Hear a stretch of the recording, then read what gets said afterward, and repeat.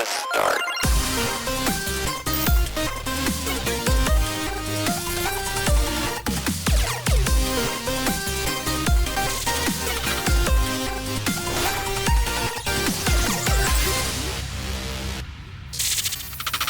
All right, well, let's start episode 158. My name's Tim, here with Dan. Hello. Sir.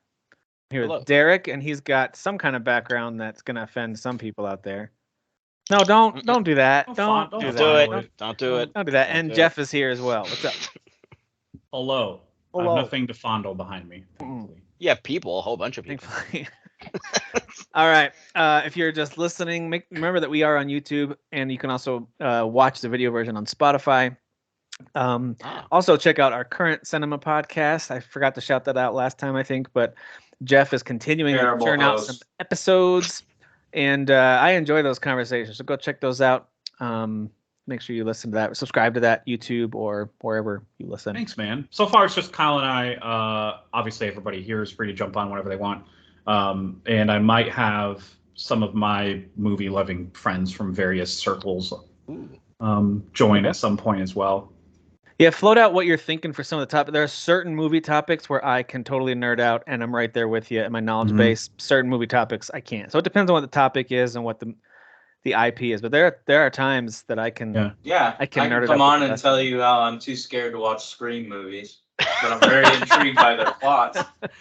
Yeah, that's fair. And that's interesting because those are like the meta comedy, borderline comedy movies, you know? Like those aren't really... They're still so freaking tense. So I remember when I watched the first one, I was like, I can't do this. I gotta go.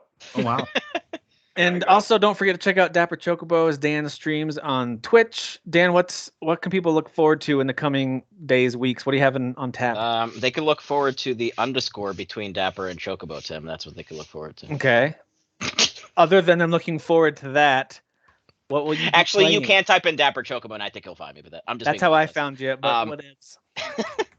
So I'm gonna finish a Super Mario RPG on the next stream, so that should be the finale. Nice.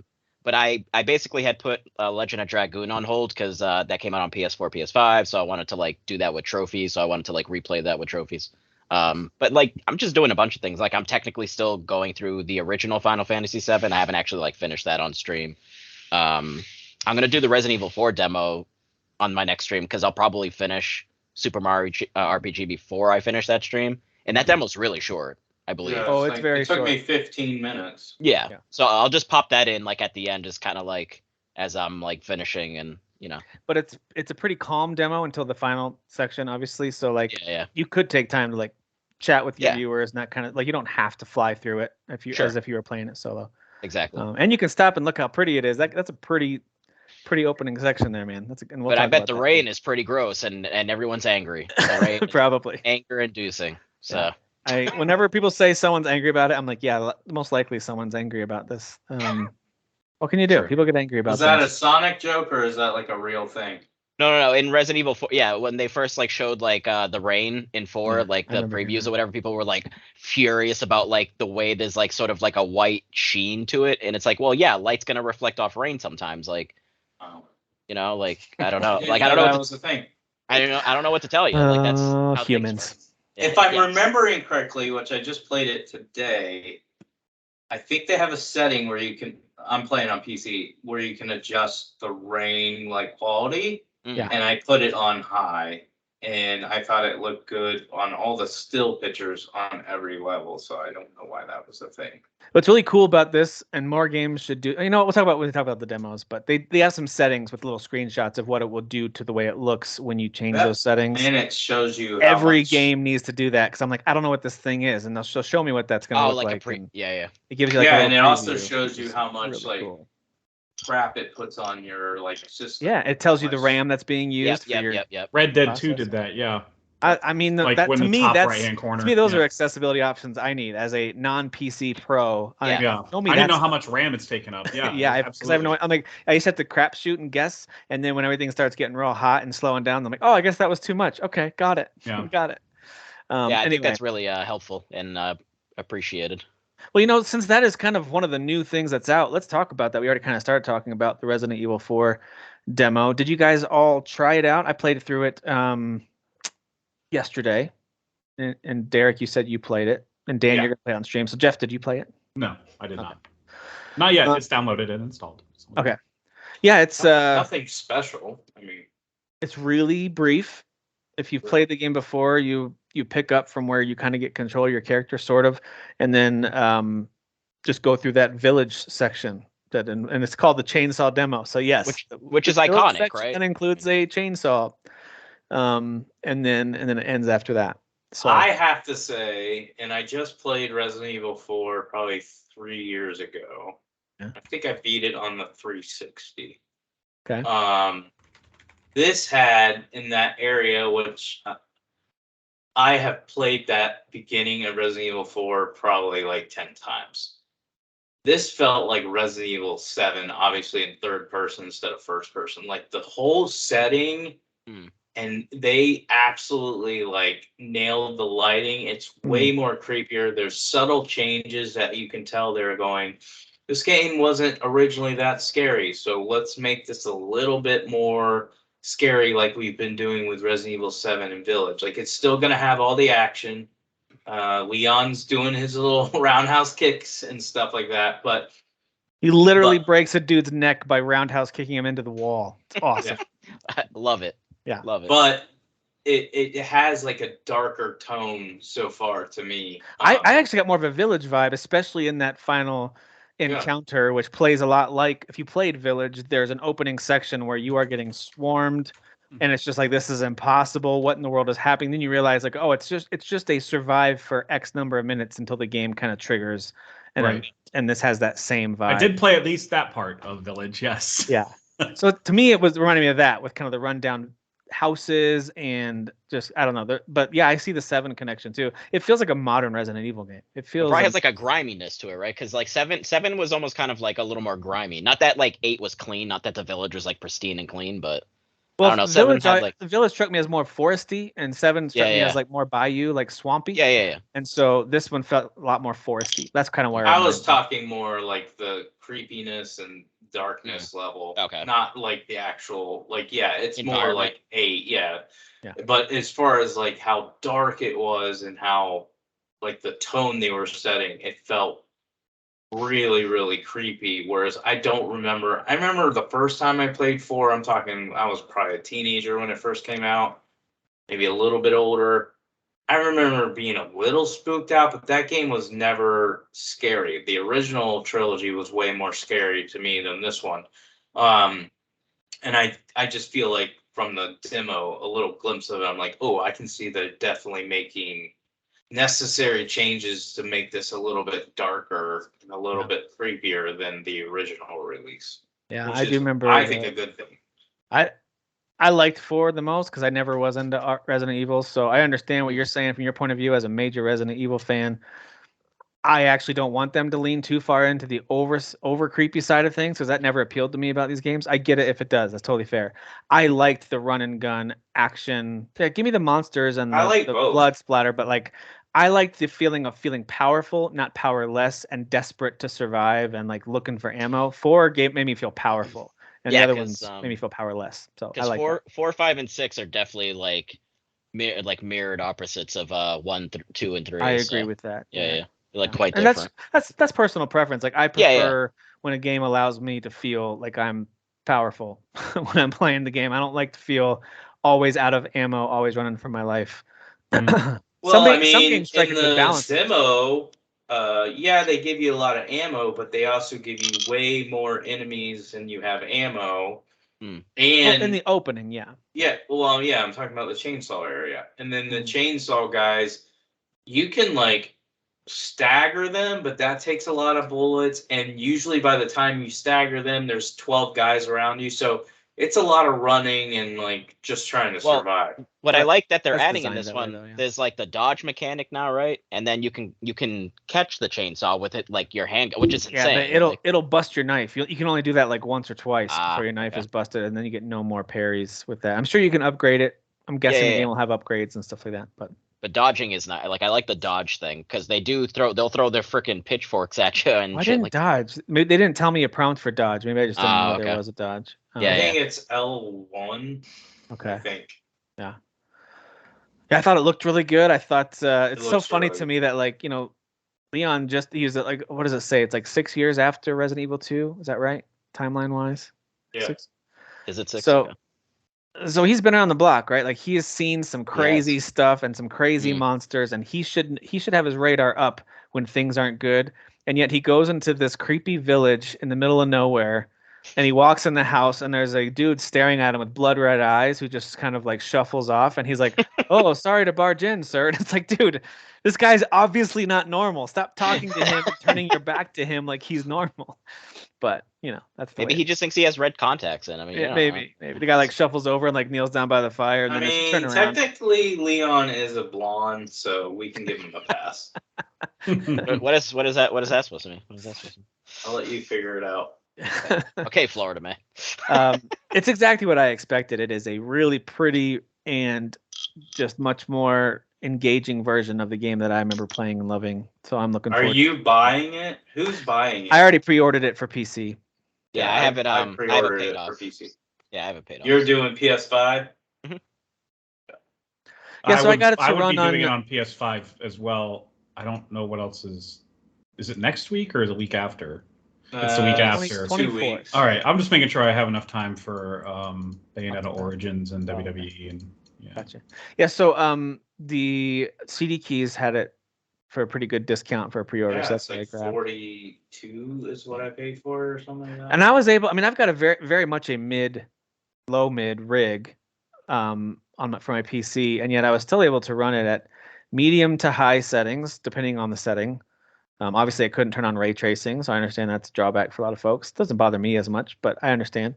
But I was hitting, and I run 1440p, and I was hitting just under 60 frames per second. It was in the 50s while playing, while active, while running around. So I felt like I know with Resident Evil smooth and looked really good. So if the full game runs that way, I'm gonna be very happy with that. Personally. Well, Resident Evil Village had terrible ray tracing, so unless they've improved it, ray tracing is kind of pointless. I went ahead and maxed everything out.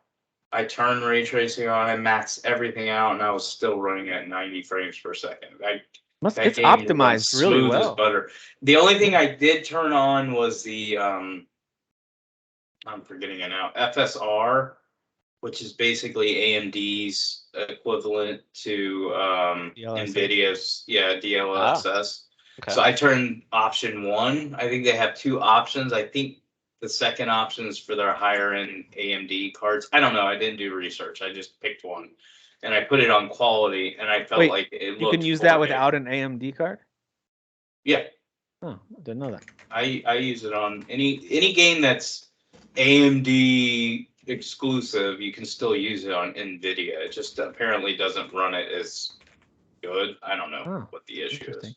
Yeah, what I liked about, and I mentioned this earlier, what I liked about all those settings was it would show you like, hey, if you set it for performance, here's like they have an example of like some boxes of ammo sitting on a couple of planks of wood, just so you can kind of see the detail. And then it will kind of go a little more grainy. Maybe one of the bullets disappears. Like it just depends on what setting you have with how detailed it'll be. And I thought that was really cool. They do that for a whole bunch of the different settings where you can, as you check each one on or off, you can kind of see the difference. Even with ray tracing, it was showing you like water. It's going to either look like this or like this, and you can kind of pick on or off. And then while you're doing that, like was mentioned earlier, it shows you how much memory is being used. So I think that's a cool feature. I think that's very cool. Yeah, it's very inclusive. Thanks, Capcom. I actually got the digital deluxe edition for $51. That's what I bought. Yeah, that comes with some pretty cool stuff. You get some stuff in game, right, as well as like a soundtrack or something like that. Yeah, I went all in on this game. So I know it. I mean, I shouldn't say I know, but the last few Resident Evils, once I start them, I just play them back to back to back. Like I play them like 3 times in a row. Yeah, I always get my money's worth. Now this one, correct me if I'm wrong. You guys know Resident Evil way more than I do, but I just remember this not being a short game. Like RE4, it's not. No, I probably will not play this one back to back to back. I might do back to back, but I remember you guys talking about RE3 and how quick that game is compared to 4. Well, was also, like a 20-hour game. 3, the 3 remake, they really unfortunately cut corners, which is a bummer. That's what it was. Okay. Which kind of sucks because all of them are short except 4, and 4 is actually so the first half of the game to me is probably one of the best horror games ever. It's the second half that I didn't like. So Second half I don't gets- even. That's why I don't even know if I'll like. I'm hyped for this game, but I'm not hyped for it like maybe like Dan or something like that because I'm like, oh, I'll love the first half, but the second half can go either. I definitely remember the first half better, but I definitely remember like the second half is quite different, and it does do a whole bunch of different things. Like it goes to a whole bunch of different weird places, and it that just gets stupid to me. That Krauser or whatever his name is shows up. But although they showed a snippet of that, like, and the fight now looks like way more like dynamic and like interesting than it was in the original one. So that looks more intense. That boss battle was terrible in the original one. Right. Yeah.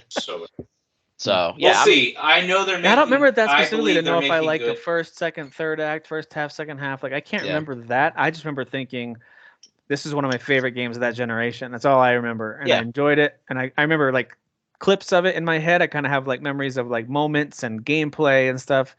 But this will feel like a brand new experience to me, even though I remember. Play Resident Evil 5? No. Then you would like 5. 5's more action than 4, but it has some cool settings too. 5's really good. I know it got crapped on by a lot of people, but it's a really fun, That was one of my first platinums actually that I ever got. I loved it. I liked it. I'm surprised you haven't tried to play that. You should play it on PC. Four. It's probably super cheap right now, right? On the sale? Oh, Capcom probably. Sale? I was gonna say 4 was probably the first Resident Evil where they really kind of like pushed like replaying the game and kind of like having to like you go back through and you have your stuff and you're building upon the upgrades and everything. Like I think 4 was really the first one that kind of like made that like a prevalent thing. It's like go back around, bring your guns back, keep upgrading them, like keep doing your thing. What are you buying? What are you selling? I mean, to me, he's still the best character. Hello, stranger. It's $5 right now. Oh, well, buy it. It's really good. That's very expensive. I mean, there's typical Resident Evil cheese, but it's a fun Resident Evil game. Like I loved it. Resident Evil 5 came out 14 years ago. But it's really heavy on action. So you described Resident Evil that you said you liked the action more than horror. It's really how's the Untold Stories DLC? Is that any good? I didn't even know there was DLC.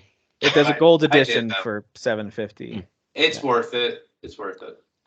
It has more like story. Like there's some plot holes in the story. Oh wait, now I remember. Yep. Okay. Yeah, I remember now. Worth it. 5. The ending of 5 is the culmination, guys. The culmination of a certain character in the series. So. Oh my gosh, it's $3 on CD keys. Is Resident Evil? Oh my god, you saved a whole $2, man. Now you can afford it. Now I'll get it. Okay. Now you can feed a couple more kids now. More kids. No more kids. No more kids. I personally like 6, but I am one of the very few. I think you were the one guy. You were the one guy who likes it. I like Leon's part because Leon's felt the most evil awesome part, like and the rest were okay for a lot of people, but for me, I liked a lot because Chris Redfield's is basically pure action. Right. Like, yeah. It's all action. Yeah. So I'm glad I've got 2 more weeks until RE4 comes out because I am going to play that game. I'm very excited for it, but I've got a good chunk of Hogwarts Legacy left. I shouldn't say a good chunk. I'm getting towards the end. I'm trying to take my time because I kind of don't want it to end. It's one of those open world games that you're just having so much fun with, but also it'll feel good to like, hey, I completed close the books, to close the book. But I've really enjoyed it so much. And then playing Octopath 1, I'd like to play Octopath 2, but I'm not in a hurry necessarily to. I feel like once I'm done with 1, maybe I want to break from that type of game for a little while. I would come back to 2. Would. But I'm having a blast with 1. We'll talk about those later. The reason I say that is because I there's yet another game that just got a demo released, and Jeff's the one who highlighted, hey, this demo's available, so I thought I'd download and try it. Well, now I'm intrigued by this game, and this Bayonetta Origins, Cereza and the Lost Demon. Jeff, how much of this did you play for this game? I didn't finish it, but my understanding is that it's like an hour or something, an hour and a half. It's just 2 chapters, I think. Okay. And the progress does carry over. I'm well into chapter 2, and it hasn't ended yet. But yeah. Yeah, it keeps going in chapter 2. I'm like, oh, this is much longer than the first chapter. So do you guys like it? Yeah, what do you think about it so far, Jeff? How would you describe it to someone? It's not Bayonetta. That's how I would not describe it as Bayonetta. That's for sure. It's definitely more like a narrative, kind of top down, more like tilted camera. It's like isometric view. Isometric. There we go. Perspective, and it's more narrative driven. And yes, it's a literal narrator. Yes, there is. Like throughout the whole thing. It's more story. It's literally storybook because they will have pages come in the screen and you got to turn the page and stuff like that. It's like watercolor comes in. Yeah, exactly. It's kind of like Lost Words beyond the page a little bit in that regard, but not so much. You're not just the style. Some of the visual style. Yes. Yeah. So the visual style is very unique in that it's so different from the Bayonetta games, but it is a story very grounded and rooted in the Bayonetta world that I'm intrigued by. I'm intrigued by the story so far, but I do feel like the language that they use is catering to younger audiences, so some of that might feel a little too hokey or corny to me sometimes. It's much less of a like demons versus angels kind of really dark story like the Bayonetta games are. It's much more of a dark fairy tale now. Okay. Yeah. That's how it's like it almost looks like a story that they would tell within a Harry Potter, like the Deathly Hallows story. Like it's one of those kind of dark fairy tales that's not like it's not horror. It's a little creepy, but a kid could watch it. Like it's almost like a Tim Burton-esque fairy tale. You know, pretty much. Yeah, but like the main combat, I guess you could say, yes, you're gonna stumble upon enemies and have to defeat them using the demon that you have with you, the titular lost demon. The demon ends up taking over your stuffed animal that you have with you, and it's cool. You can like summon it and then retract it back in your stuffed animal, so you can like carry it with you instead of having this enormous demon running around. But you would summon him with certain obstacles. Like sometimes there are roots that you have to use the demon to claw through to get across, and then there are points where you do have to control two different people using different joysticks, kind of like Brothers or that other game that just came out that I didn't really care for. I can't remember the name of it. I thought of Brothers right away when I got. Yeah. You immediately had to do that like right away. It doesn't seem like it's going to be a staple of the game. Like I don't think you're going to be doing it a lot, considering you have to summon the demon back into your stuffed animal and continue walking. The fact that there's a stuffed animal should tell you the audience that this game is meant for. Like it's all ages. It's not. And she's not old enough to like be the Bayonetta we know, who's like full of sexual innuendo and teasing everybody. She's like lower, like middle school age. She's like 12 or something, or 11. And she's younger. She's younger. She can barely use magic. Barely. Yeah. And she's much younger. She gets scared of a lot of things. You know, she's got her stuffy with her that like helps her to feel safe or whatever. And like Jeff said, she tries to summon a demon, doesn't know how to do the spell completely, screws it up. The demon's now kind of stuck, and then ends up having to possess her animal in order to kind of like have some kind of control. And then he is mad at her and tries to attack her, can't, because she's the one who summoned him, right? So like his claws stop right when it gets to her. He can't attack her like he wants to. He tries to get away and realizes he's going to lose his power and die if he gets too far away from her, since she's the one who summoned him. So like they're kind of stuck together. He's the reluctant kind of demon who's got to, because she's like, I'm going to find a way to get you back where you came from. So that's kind of the story. She's trying to find a way to save her mom, who the Bayonetta games, her mom's in prison. She had like a very vivid dream that was telling her to go somewhere into the forest, which of course at her age, her mentor is telling her, you're not supposed to go into the forest. You're not powerful enough to endure all the enemies that are there and stuff. So like, that's the purpose of her journey to begin with, is to go follow whatever the verbiage was from the dream to save her mom. So that could help her save her mom. So it's an interesting hook for sure, and the gameplay is just.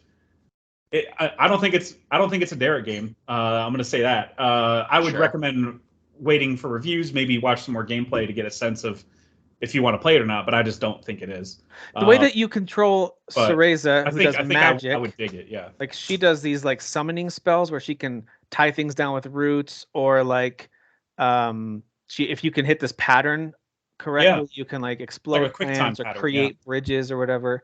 So hers is more environmental and crowd control, and that's even during battles. You can tie down enemies while the demon's attacking. So you're using the right stick and right trigger to attack and move around with him, left stick and left trigger to do magic kind of crowd control with her. So it's really creative, but it certainly leans more, in my opinion, so far. And Jeff, tell me what you think. I think it's much more of a puzzle adventure with some fighting and action in it.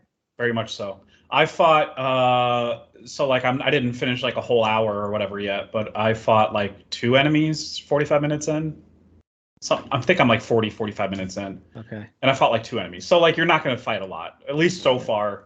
It's not a combat it might open up more game yeah. like the Bayonetta series. And it's pretty linear. Like even the map you can see looks like a long skinny string up this map, like you're just following a path. I don't even know why they put a map, honestly. It's I don't either. Thanks, I guess, but yeah, clearly going in one direction here. Yeah, there doesn't seem to be a whole. Maybe there will be later. Not a whole lot of areas that you can't reach that you have to come back to. Maybe they will have that. Yeah, maybe it opens up after like a prologue or something. It might. It might. We'll see. It's intriguing. I'll tell you what's not intriguing though about this is the $60 price tag. So this game that hurts. This game looks and feels like a really high quality indie game. Yes. Like a really fun, like $40 spinoff, maybe 30 even. But like the fact that it's at $59.99, I was like, oof, I don't think so. So yeah, I agree with you then. Not for me day one. I already got the deluxe version of WWE because if you get deluxe, it comes out 3 days earlier. So that was obviously more than full price game. It was like $100. So does it come with the wrestler who comes to live at your house now? A wrestler hand delivers it to my. Let me tell you something about video games, dude. It's one of the fired wrestlers from WWE. He needs a place to live. So I just can't imagine myself paying full price for especially a game that feels so much smaller. Feels like it was made by a AA studio. I mean, the only way I would buy it day one is if I'm gonna. I think there was another game that I wanted to get on that Nintendo where you save $10. Yeah, but again, that would mean I would have to like the demo, and I'm not like. It's funny because we're talking about buying games. I got so used to getting games like 1 or 2 a week that these last couple weeks I've been like, what's coming out? Where's something to buy? Because I'm so used to buying something. But I don't think I would buy this right now unless it gets stellar reviews and I like the demo.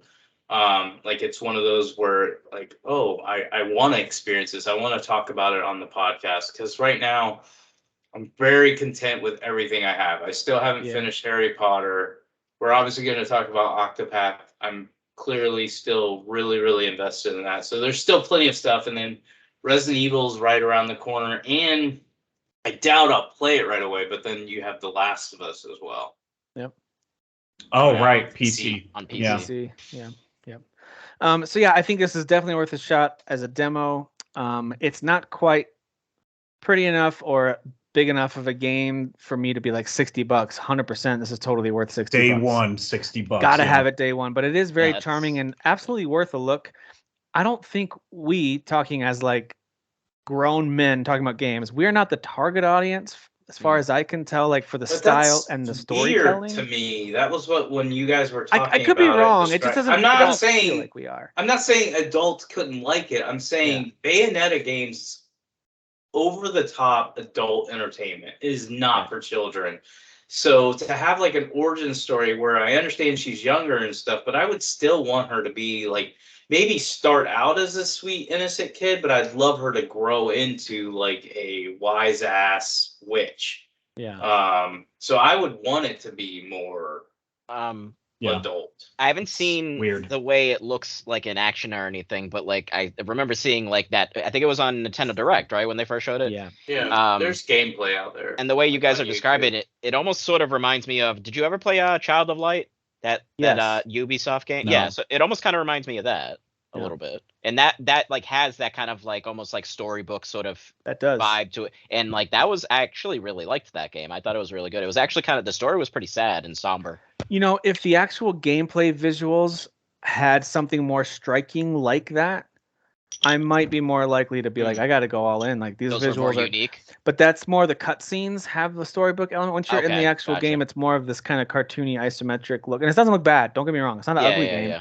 But it's not striking. It's not like this is unbelievable. But it looks good. No, I totally agree. There are indie games that have come out like before this game that look better, that have the kind of the similar art approach to gaming, where you're like, look at this art style. Oh my god! Like even Octopath looks better, which is weird because it's pixelated. Like, It's kind of weird. Now that I'm played both Octopaths, like 20 something hours in the second one, and then like 8-10 into the first one, I'm like, man, this game is just gorgeous. It just draws me in with its art style. Whereas Bayonetta Origins, it's pretty, but it's not like I am hooked by this art style. I want to see the next environment. No, it's got that Sackboy look that I don't like. A little bit of that, yeah. I don't like that type of look. Yeah. So it's probably a no for me. I'd be shocked if I like. If you like puzzle adventure games, try this game out. Like if that's your thing, then I would say 100% try this game out. If you're like, I want an action-heavy Bayonetta game, no, this is not that at all. It's not. Yeah.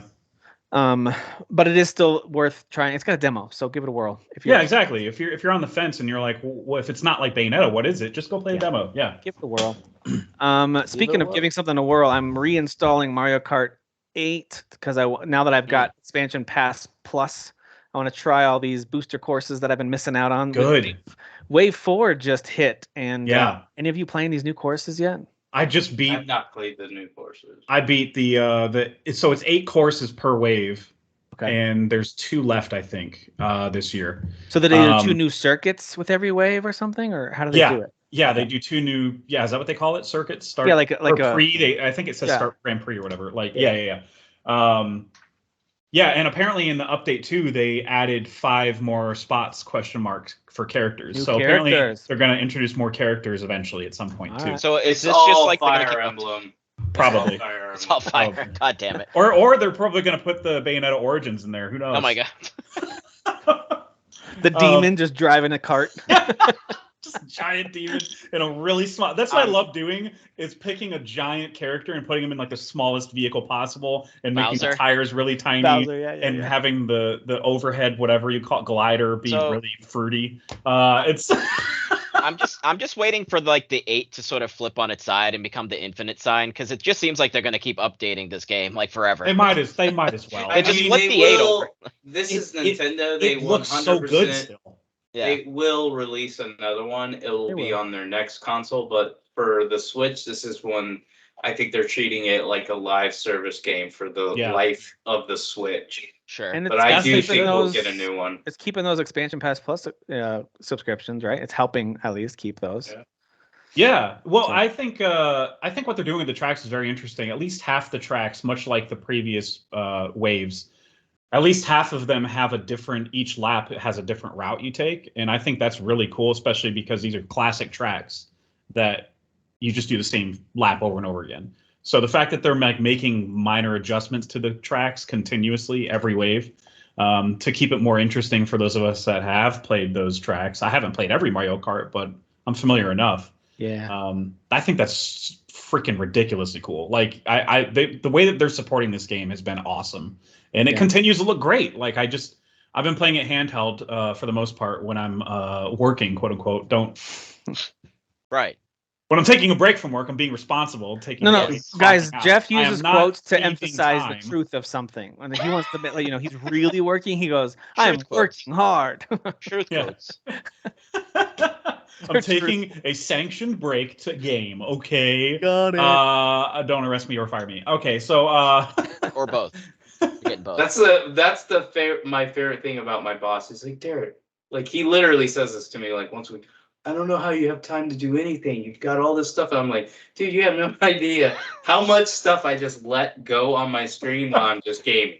And he thinks I'm working the entire time. I don't know how you get all this stuff done. I'm like, I just like let it happen. You're like, you're right. I should get a raise. Isn't that like isn't that what happens on Office Space? Like they think he's like super good at his job, but he's yeah.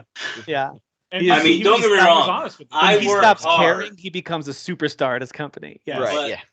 There are times where I will wake up and I'm exhausted. I'm like, nope, I'm not doing anything unless it's urgent. I treat it like I'm an IT employee. Like unless I have to work on it, I'm not touching anything. But I have some. It's just funny because he says it all the time. He'll just be like, I don't even know. I don't know how you help me with all this stuff. How you get all this stuff done? I'm like, you have no idea how many hours I get done on Octopath Traveler.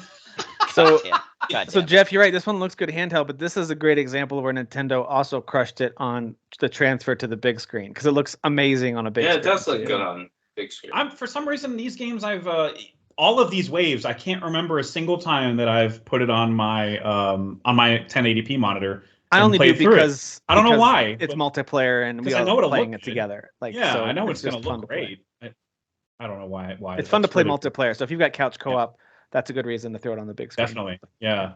I can't recall if this wave had any. I didn't recognize any of the courses that I played, but it could just be that I've had so much time away from those courses in their original format because it was like Nintendo or Game Boy Color. I think it brought in one from the DS, right? If I remember right. So there's one or two that I recognized in the trailer for it. They pull usually from every Mario Kart. Even from the mobile game, they pull from sometimes. Yeah, it's kind of impressive. I mean, you know, they got a rich backlog of tracks, so I get it. It's really cool. Yeah. So I wish there was more to say about it, but I mean, it's just more Mario Kart 8, and so that means it's awesome. Well, I played a very strange game called Clash: Artifacts of Chaos. Is that what the penis head dude? Oh, he's definitely looks like a big walking penis, without a doubt. That's what it looks like. Have you guys ever played Xenoclash? No. It sounds familiar, but no. Not with the X, with the Z. There's two of them that they made. Okay. And then they also made the Rock of Ages games. Oh, okay, yeah. I've heard of those. I mean, all these games. I looked up Xenoclash because I never played those, and I remember seeing Rock of Ages on all kinds of lists, like digital store lists and stuff. I never played them. The art style always looks weird to me, and unique for sure, but very weird. Mm-hmm. And this carries that on, man. This is a very strange game. I would describe it as it's very melee focused. It's very in tight over the shoulder for most of the combat. And so some people don't like that.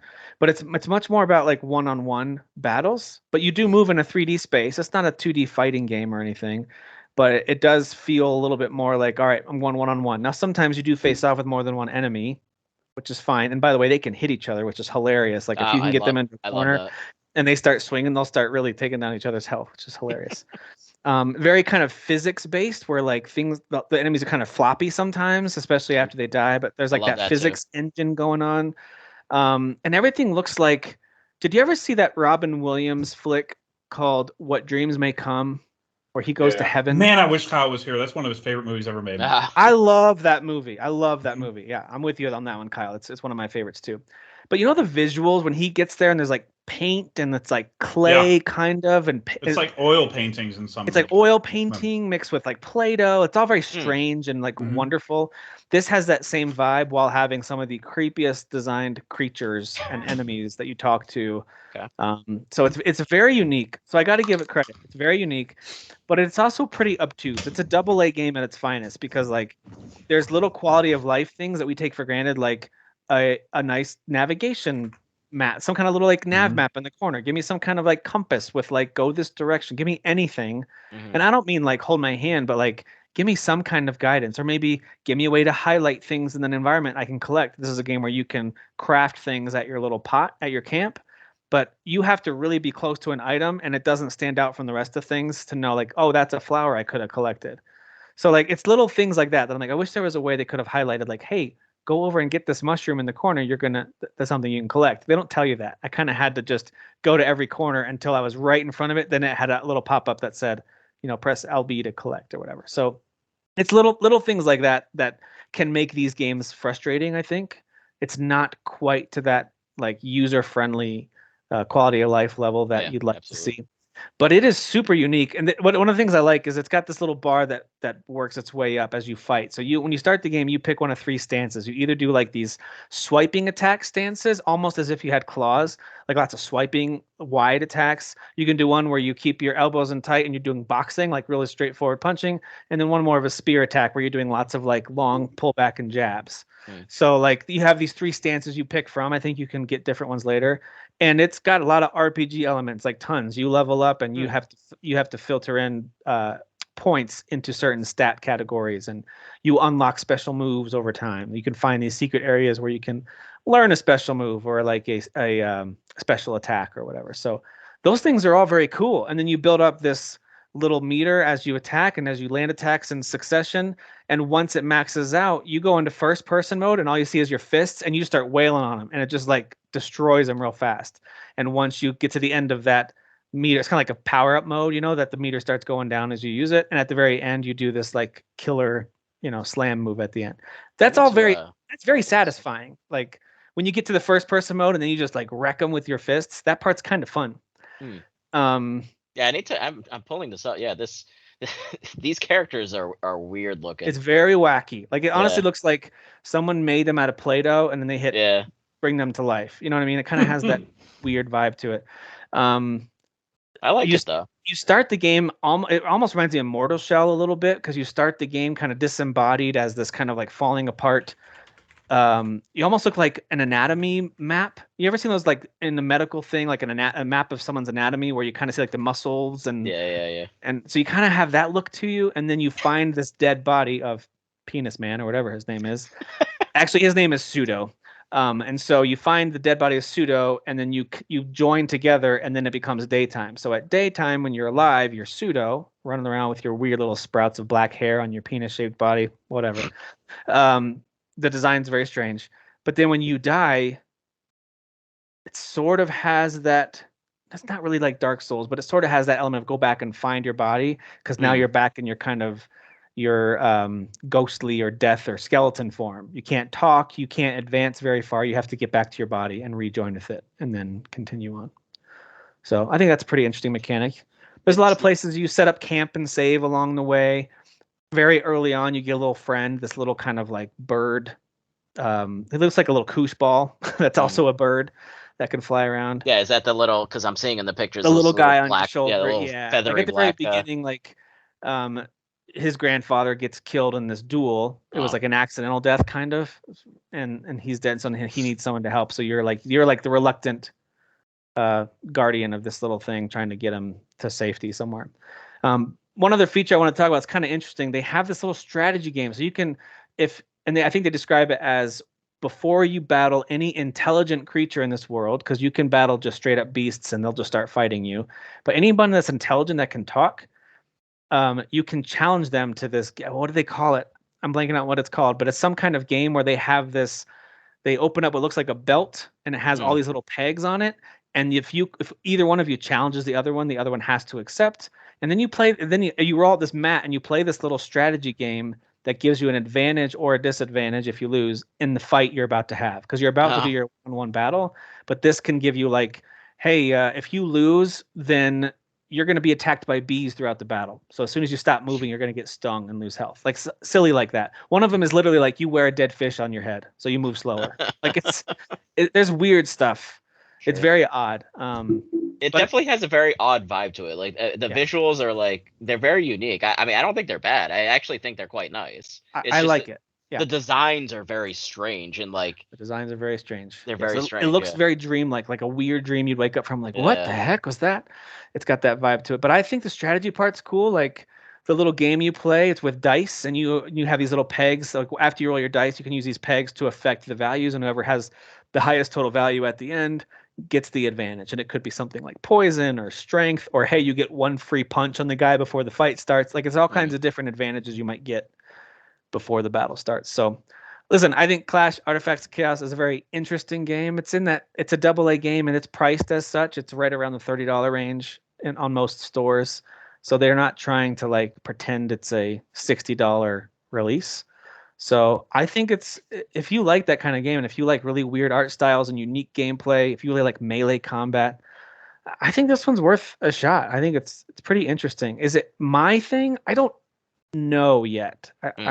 I'm kind of on the fence if I'm going to spend a ton more time with it. But it is very available on everything. It's on PlayStation, Xbox, and PC. I don't think it's on Switch though. Okay. So yeah, weird game, man, but very cool. I guess there's apparently a pretty big cult following of the Xenoclash games. People love the Xenoclash games. Okay. So interesting. Yeah, there you go. Yeah, it's very I think this is also published by Nacon, who we'll talk about later in the headlines. They're publishing all kinds of games, man, including the Gollum game that's supposed to be coming out hopefully this year. The Gollum game. Yeah. So they hopefully. I mean, it was supposed to come out September last year, right? Yeah. I'm just saying, I hope it doesn't ever come out. Oh, that's fair. That's also does anybody fair. actually want it? Yeah. Like, does anybody? I don't know. I'll take a AA Gollum stealth game. I'll try What it does out. everybody want? No Gollum game. What does everybody need? What does everybody need? All right. I know I talked a lot about Clash, but I thought it was interesting. It's not the kind of game we normally talk about on here. It's not one I recommend any of you rush out and buy unless you really like a good kind of in-depth melee combat game. And it is third person most of the time, except for in that kind of bonus mode. So, all right. Oni Road to be the Mightiest Oni. This game looked interesting, but I've seen some pretty sketchy reviews on the performance of this thing. Is that true? Yeah, that's what I've heard. The Steam reviews are all negative because of performance. Okay. I got it on Switch though, so I didn't get it for performance. The I don't really performance care is about definitely bad. It's fine on Switch. It's just not. It's not pretty. Performance for me is not. Yeah. Not that I have an issue with the game. It's just not something I want to sink my teeth into. I only did like the first hour. It's the most casual of diddles with a game that I could have done. So it's kind of like a 3D action adventure game. Yeah, right? it is. It is an action game. You play a character that's he's kind of like everybody's kind of like circular, and I'm trying to find something to compare it to.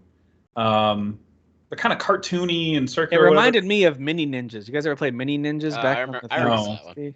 Okay, that's what it reminded. The video at least reminded me of Mini. Gotcha. Yeah. I think some of the environments are really pretty and stuff, so that was my appeal. That and like the fact that it was an action game, but it's not like, at least starting out, it's not like crazy action like Spider-Man where it's just everything's coming at you all the time. It's not like that. So I knew it would be like, it felt like it would be up my alley as far as like an indie experience goes, because it's not a full price game. It's like $30. Yeah. But the combat, at least the way it introduces you into it, because I've seen screenshots of where you're like surrounded by enemies, but you have so many skills at your disposal that you can like quickly dispose of them, like just by kind of like either doing some type of teleport move or something like that. So apparently you can unlock way more moves later on in the game, but at least starting out, it's very basic, kind of sluggish, like tap, tap, tap, and then they're down. But the extra thing you have to do after you knock somebody out is you have to break their souls. So like an enemy will like collapse, and then you'll see their soul come up, and then you'll have to go up there and hit the soul, and that defeats them. There's always something involving souls. There's always something. There's always souls. I wasn't really paying attention at all to the story behind any of this. I really should have, I feel like, but I think it just boils down to there's an evil entity that's threatening the land, and that's it. I think that's Oni, isn't that some kind of spirit or something? It's a demon. A demon. Yeah. Okay. Yeah, it's a demon. Yeah, you play a demon warrior, and you have apparently a partner. I don't remember seeing one starting the game out. Okay. But yeah, some of the graphical stuff, like I'm looking at other screenshots of people that are further ahead in the game, and it looks cool. It looks really cool. It just didn't grab me. And also, don't get it on PC. Apparently, it's a nightmare to play there. Yeah, they need to optimize and update that bad boy on Steam. They even had to issue a statement. That's why I really like. I got to give Steam credit here. I don't know when they implemented this. It's been since I've used it, where they have overall reviews, but then recent reviews. That way, like as the game improves, you get an idea of like, hey, recent reviews are now positive. Overall might be mixed or negative, but like recent. So that helps you get an idea of like, hey, it's actually in good shape now. But it's like if you go look at Arkham Knight might be a bad example, but when they launched that on PC, it was so broken. It was so effing broken that every review was negative. Yeah, it was literally unplayable. It was like overwhelmingly negative. I bought it day one, and I couldn't recent play. Reviews, it's more like it's mostly positive or something like that. It's it's cleaned up its act. So that is a useful thing to add. Cleaned up its act. Cool. Well, I like the reviews on Steam just because I feel like there are of course people that joke and don't take it serious, but I feel like a lot of people on there take it seriously. Yeah. Whereas like if you go to Metacritic, it's just like, well, I saw a bunch of people give this game a 10 and I hate it, so it gets a 0, even if you really thought it was a 5 or a 6 or whatever. I don't feel like you see that really on Steam. So I actually trust Steam reviews for a lot of things. Like the game I was looking into that just came out yesterday was Bleak Faith, and after me watching a few gameplay, I was like, I don't have a good feeling about this. I don't feel like this is gonna. It doesn't look great, but I was still interested in it because I heard from a lot of YouTubers like this game's great, blah blah blah. And then I go to Steam, and sure enough, they kind of validate. There's people that like it, but there's a lot of people who are like, stay away until they patch this game. You know, I like it too, and I don't really need the Steam reviews for really big releases because those can get review bombed, and you can kind of disregard some of that. But it's those smaller. Steam need you to buy the game in order to review it, or Steam does, yeah. Yeah, so at least there's that. Whereas Metacritic is like, a good point. You can just log in as anybody. Anyone can. Like, that's true. This game is trash. So there's that. And you can see how long somebody played it. Like if somebody's played it for 30 minutes, I don't take them serious. That's so true. So there's those elements are so important because it validates the user a little bit more than a lot more than most other places. But also for the medium to small size games there's not a lot of reviews out there. I don't know what to think about it. That's where it's most helpful for me is if something that's $15, it looks interesting, and you look at reviews and they're overwhelmingly positive, like 98% positive out of 60 reviews or something from users. I'm like, dude, maybe I should buy this thing. Like that can win me over. Way more than Metacritic or something can win me over. So yeah, I agree. I don't really use it on big releases unless it's like I've heard something about the stability of the PC port. Sure. But like for these smaller titles, like I was saying, Bleak Faith or whatever it's called. I was definitely going, I'm not buying this unless I see an overwhelming positive feedback, and it's right now currently mixed. Yeah, like Clash, Artifacts of Chaos, penis man who punches people. It's at 95% positive out of 71 user reviews. So like that's not a game that's going to get a lot of critics to review it, but that's a good place to look at users and see what they're saying. People who are actually playing it. And anyway. By the way, anytime somebody describes something as looking like a penis, I think of that scene in How I Met Your Mother. Where remember Dan, Bryan Cranston played an architect, and he designed a building that looked like a penis. And then as soon as they didn't never show the building in the show because they couldn't obviously, but they showed it to the guy that was supposed to fund it. And as soon as he reveals the building, the guy's reaction is like, "That's a penis." I also love when he wants to hire Ted, and for a second, like he turns into Walter White. Yeah, like, he like starts yelling like Walter White, like for a second. Like.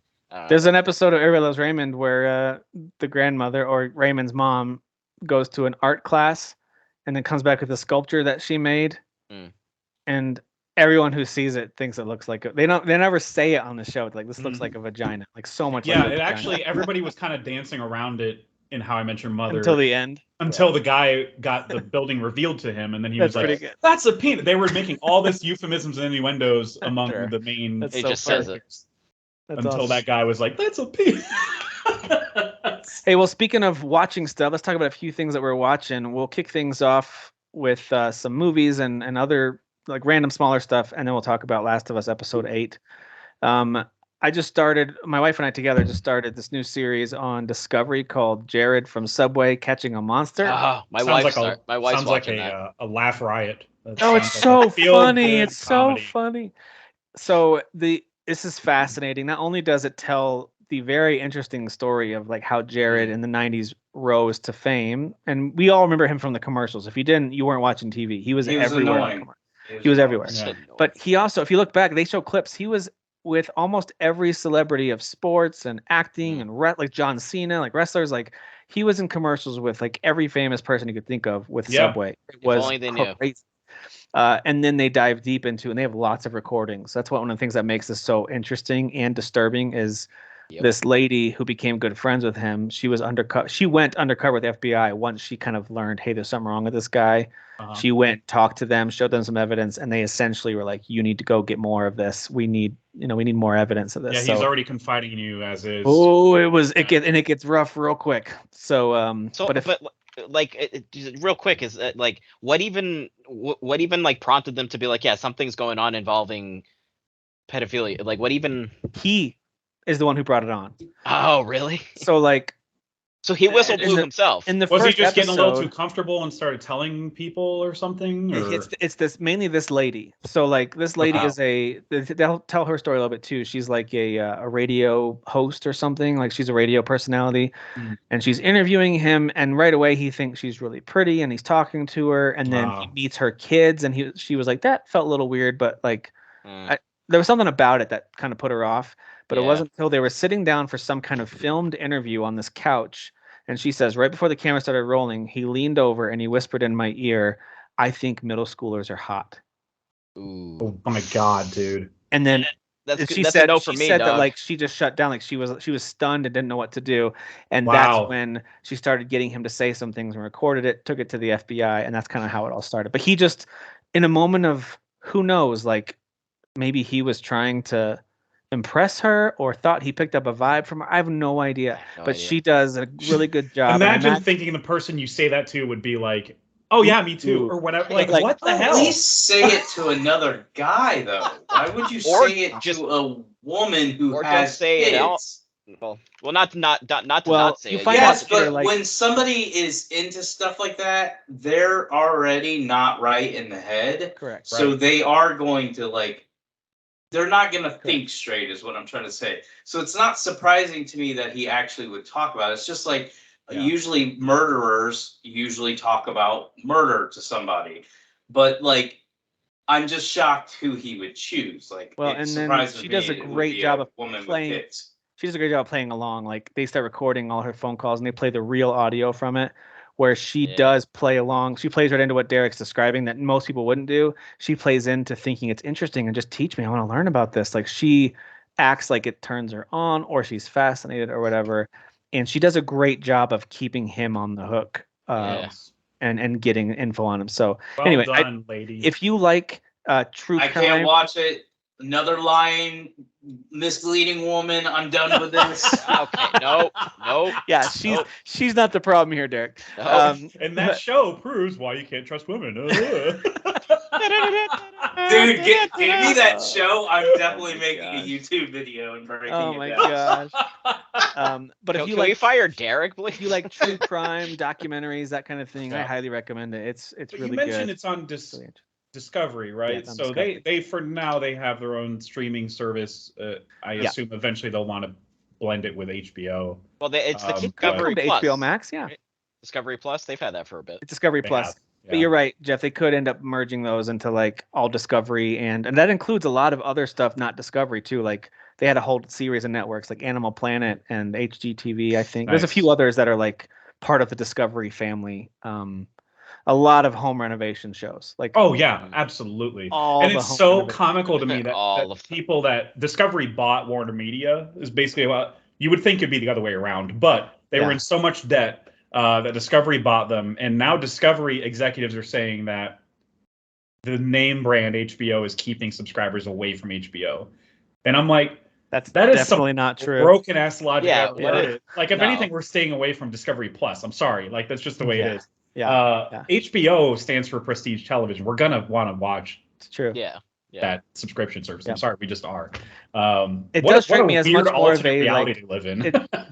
This documentary strikes me much more as something that you would see on Amazon Prime or Netflix or on HBO. Like it has yeah, that when you vibe to it. typed in that title, I was like, oh, it's got to be on Netflix then. So Jared, I'm or a little whatever bummed his it's name, not. Jared Fogle.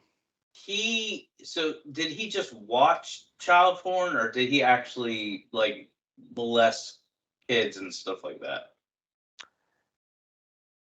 We haven't finished the series yet. We were only 2 episodes in. So I'm not sure if they actually I outlined only the know charges. about. I thought they just. I am pornography. I am pretty sure he Like was having convicted possession. on child pornography, and I think there's accusations of actual abuse, but I'm not sure. Okay. I think it's the but fact. he's I good. remember reading about. How is that guy him- still alive? Is he still alive in prison? I think so. I would remember- think he would. I remember reading be about taken how. out. I remember reading about how much he had, and it was like, holy crap, we got to get this guy in jail forever or whatever. They Like, didn't I even remember- have terabyte hard drives back then. That's how much he had. Yeah.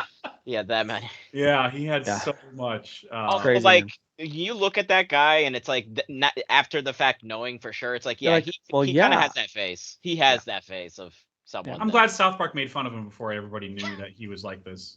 Yeah. South had Park that is whole ahead of episode. everybody. They're ahead of everyone on every And issue. Simpsons. I Right. swear to God, they are. Yeah, they have like some type of. They made fun of the open chat GPT thing on the last episode. It was so freaking brilliant. Where at a certain point at the end of the episode, they had an AI write the end of the South Park episode for Oh real. my God. And it was so funny. It's so funny, man. Oh man.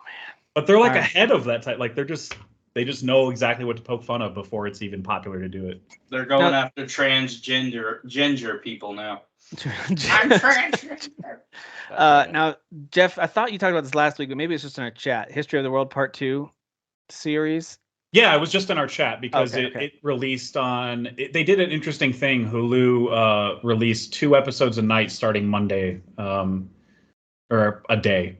This is starting Mel Brooks on Monday. And a whole bunch of cameos Yes, of all kinds of people. Right? Mel Brooks, because he's like in his high 90s now. He's almost on the way out. But he was able to court other people into helping him, like Ike Barinholtz, Nick Kroll, and Wanda Sykes are the main people that helped co-write and co-create the series. It's like an 8-episode thing. Each episode's half an hour, in and out.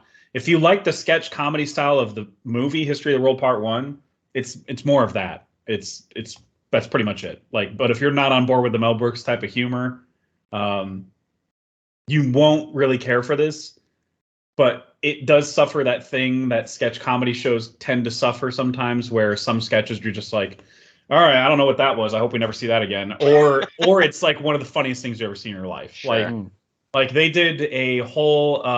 This is in the final episode, and it's not really a spoiler, but I hope you don't consider it a spoiler at least, because how do you spoil comedy, this? So how do you spoil it? But there's a whole committee of people in, I want to say it's like Constantine era, whatever era it was that like established modern practices of Christianity.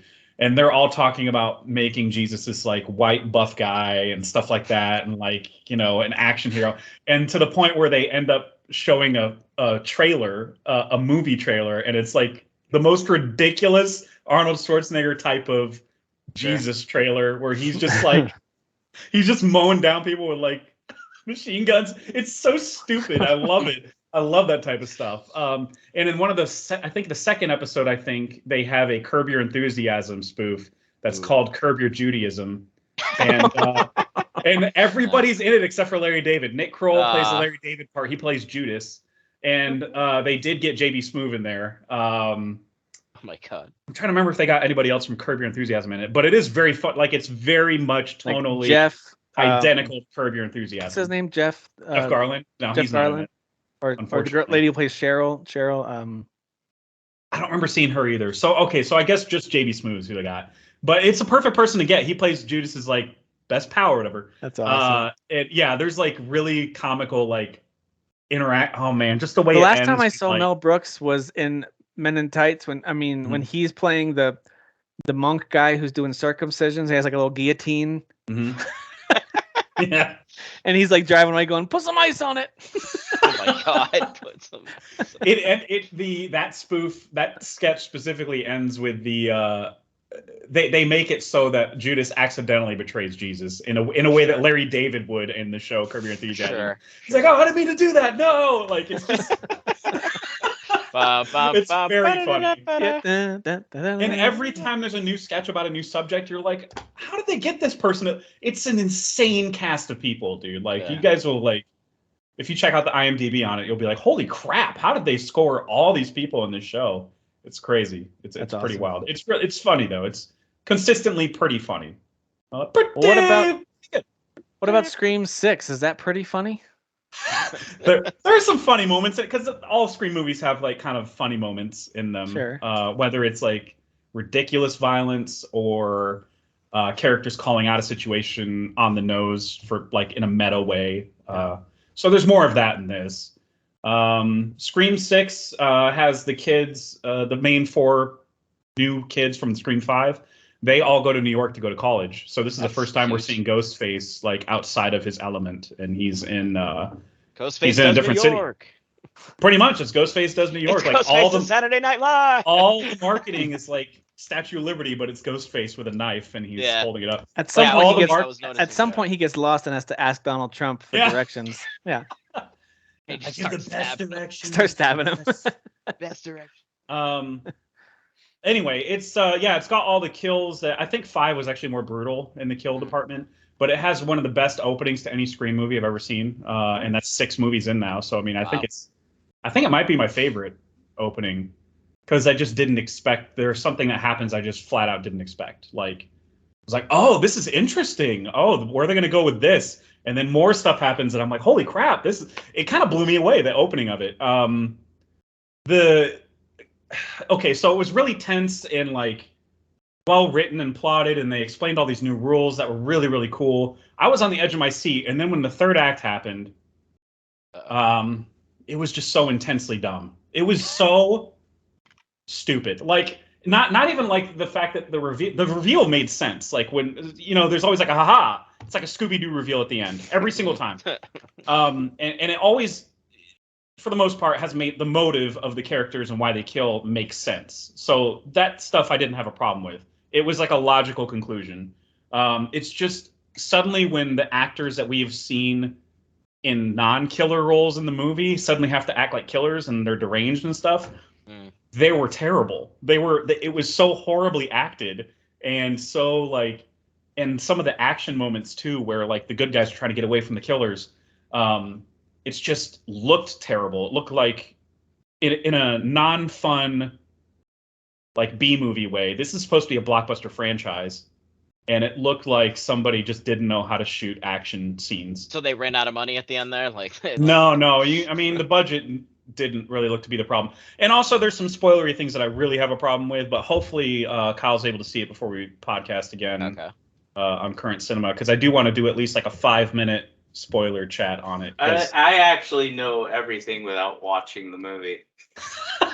You look it up beforehand and stuff? I watched a YouTube thing. I was like, well, I can't watch the movie, but I still want to, because I follow all of the it's an interesting mystery. plots. Yeah. So I want to know who did it and why and who died and who didn't and all that stuff. So I watched, that's what I was doing today. And even watching that, I was like, this is creeping me out. Yeah. I'm home alone right now. Hopefully nobody will call me. But yeah, I thought some of the stuff I will say this again, I didn't watch it, so I didn't get to feel the tension or anything like that. But the beginning of the movie, what Jeff was talking about, the twist they do, I'm like, right? Off to that. It's such a great original thing to do for the opening of a Scream movie. Yeah. So I thought that was cool. And then some of the stuff, like even just like watching some of the, like what the setups were, because again, they can't show you everything, but they'll show you a clip and it'll be like, well, this is where a bunch of people die and blah, blah, blah. And I'm like, some of these like setups are really cool. They have to do it in an intricate way where it doesn't feel forced to put somebody, like this is in the trailer. There's a part where they put a ladder down between two apartment. It's actually in the same apartment building, but there's two apartment windows, and they use a ladder to go from one apartment to the next. And they're trying, like, if you're a screenwriter, you're trying to figure out how do I get to that moment in the movie without it feeling a little too contrived or forced. And I feel like they do that every time. Every time they put the characters in peril somehow, they do it in a way that's really like I like acknowledge like, oh, like I really respect what they did to get the characters there, because I didn't sense that it was like a forced thing. Like it felt like organically they were taken to a gas station and suddenly Ghostface goes on a killing rampage in a gas station. Like it didn't feel like they were writing. It didn't feel like they were forcing characters into certain scenes. It's really hard to explain, but it basically flowed really well. It's very impressive, the stuff that the new writers are able to do. Like there's logic there for what's happening. It's not just... exactly. Like I'm not sitting there going, oh, of course this is what's going to happen. Oh, like that was the only thing, and maybe you'll agree with this, that I didn't like. Again, didn't watch the movie, but just the stuff they were saying, I was just like, and I won't spoil it, but there's certain characters that stuff happens to them, and it's like, oh, they should have died, but they didn't, and that stuff I don't like that in anything that has nothing to do with Scream. Honestly, yeah, that's some of the spoilery stuff I really, really want to talk about, because it was so freaking irritating. It is Rise of Skywalker level of frustrating. It is. He's on a different transport. What? No, just kill the guy. Just kill Chewbacca. It's not a big problem. Not a big problem. It's a huge problem. How dare you? No, I'm just saying, like, just have some balls, man. Like, if you're gonna tempt me with a sense of loss in a story, commit to it, man. Like, commit. Yeah. No, absolutely. I want to see those. I want to see those big cojones when it comes to screenwriting. Like, I want to see that. That's why Infinity War was so impactful. I think for a moment. I mean, we all knew that. Like, oh, there's a part 2, and the original Avengers. Yes, are gonna have to do but something. like it was ultimate defeat and sadness and quiet to end that movie, and it was like a gut punch after gut punch after and there gut were punch. still permanent deaths that happened in Endgame. There were 3 big ones that were like, oh, these guys are not coming back. Like, absolutely. Yeah. I've always said that I respect that. I understand why they hold on to certain characters, but it's at the same time like hold on to some, but build up a group, and that's kind of what Scream is doing. I expect they'll eventually do it. They're building up the core so they can start to eliminate some of them, because they've even done that with like the original cast. They got the original cast big enough that you liked a bunch of them, and then they started picking them off throughout the movies, and you're like, oh, that hurt, but it doesn't hurt as much because you still have 4 or 5 people left over. That's why, and you alluded to it, but that's why I'm frustrated by the lack of. It's not that there's a lack of body count. People die in Scream 6, but I'm just frustrated that Scream 5 killed off some pretty big characters, like including one from the original trilogy. So, or the original 4 movies, I guess. So like that was ballsy. I was expecting more of that and then some, and they just couldn't commit to it for some reason. I'm like, this was the movie to commit to it. You talk about in the movie how this is a franchise now, because they're very meta, like I said. So they talk verbatim. They say, we're in a franchise now. Everybody's expendable. It doesn't matter if you're the main character or not. And then they don't follow through on any of that. Like, it was frustrating. That was the plot twist. Yeah. They lied to you, Jeff. That's the twist. I just feel like you should have actually leaned into that. And then, like, everybody would have been like, what's the 7th one going to be? But now we know it's just going to be more of the same. Like, now it's, I don't know. Unless they're really trying to drag you along here. And Maybe. They killed a bunch of people off screen. Speaking of a high death count, we saw some deaths in the latest episode of Last of Us. So let's talk about episode 8 real quick. Our thoughts on that. We'll keep it pretty spoiler free, but this was the section of the game where you meet David and his gang, gang, but his village, whatever, his crew. And you take control of Ellie in the game for the first time, which is really like a jarring moment where you're not sure of Joel's fate, like what's going to happen, and so you're controlling her, and now she has to navigate. We talked about this a little bit last week. Now she has to navigate survival and making decisions. There's no one available to save her. She has to figure it out. And so they do that whole interaction. It was cool to see Troy Baker there as well as a character. Actually, I think it was a character that was in the game. So it's just cool to see him play a pretty important character in this episode. I was actually expecting him to have less screen time. I thought he would just be he was pretty important. He was like the foil for David, right? He was the one reacting to what David was saying and doing that whole episode. So I thought I will say the casting of David was kind of brilliant. Not just because it's a ginger and they tend to be less threatening. But he looks like a very unassuming person. Not saying that the David in the game wasn't or anything, but he's even more unassuming. And then he turns out to be, even more of a Jared Fogle. Yes. Oh, jeez. So like more than I remember from the game. I guess. I thought, well, the game definitely hints at it. It implies, he's a little more aggressive in the show for sure. Like, Can we just say how Bella Ramsey crushed it though, reacting the way she did, like to draw him in that moment in order to do what she wanted. Like she did so good at kind of her little quiet, like, oh, like as she's pretending like she's realizing and she's like interested. That was so good. She's such a good actress, man. Another clip that I can pull from my I Hate Women YouTube channel. Oh my god! To show you, do not trust women. So if you start that, we're not associated. Yeah, with we're no longer associated. This is not current women hate. Current. I will say this definitely eased any concerns I might have had personally about Bella Ramsey eventually just being the main lead in the show. I guess. If that happens, I don't know. Like Ellie's plotline in trying to avoid spoilers or whatever, but Ellie's plotline in season 2 requires a lot more physicality and aggression. Yes, right. Yeah, and this episode was, up until the end was all her, like doing a lot of the lifting.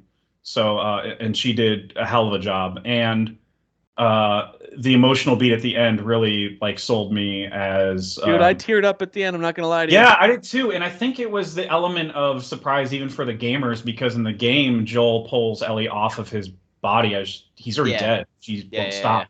Yeah, so he saves her physically and emotionally. From the whereas fire, in the show, we're all kind of like, having played the game, we're all kind of like, where's Joel? Like, so she has to go through all of that herself and decide herself when to stop. And no, there's so like mild spoilers if you want to jump ahead, but I won't even say what it is. But he calls her something that he didn't say, and I don't remember him saying in the game. And if he did it, I just don't remember. I have bad memory. I thought he did for some reason. Maybe I could be misremembering. But in the like show, the it just Mandela connected effect. more because the only other person we've seen him call that was his daughter back in episode 1.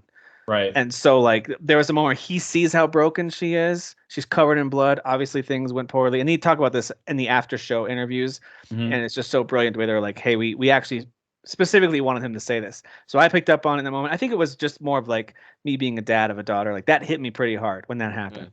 So I thought that was really well done. I thought keeping Joel on the periphery the last 2 episodes actually is pretty smart. Like they're allowing Ellie to become more of a central character, and then in this final episode, it's going to circle back to Joel making some choices here. I remember I watched I think they only did 2 parts and that's it. But there's what's called Creator on Creators. I think that's what it's called on Sony's YouTube channel, and it's Neil Druckmann, Craig Mazin, and then of course Bella Ramsey and Pedro Pascal all talking about the show. And Neil was like, he was talking about specifically that moment where Joel comes in at the end, and he was like, "Yeah, that even took me like back. Like I just didn't expect to get so emotional when I actually watched the finished episode."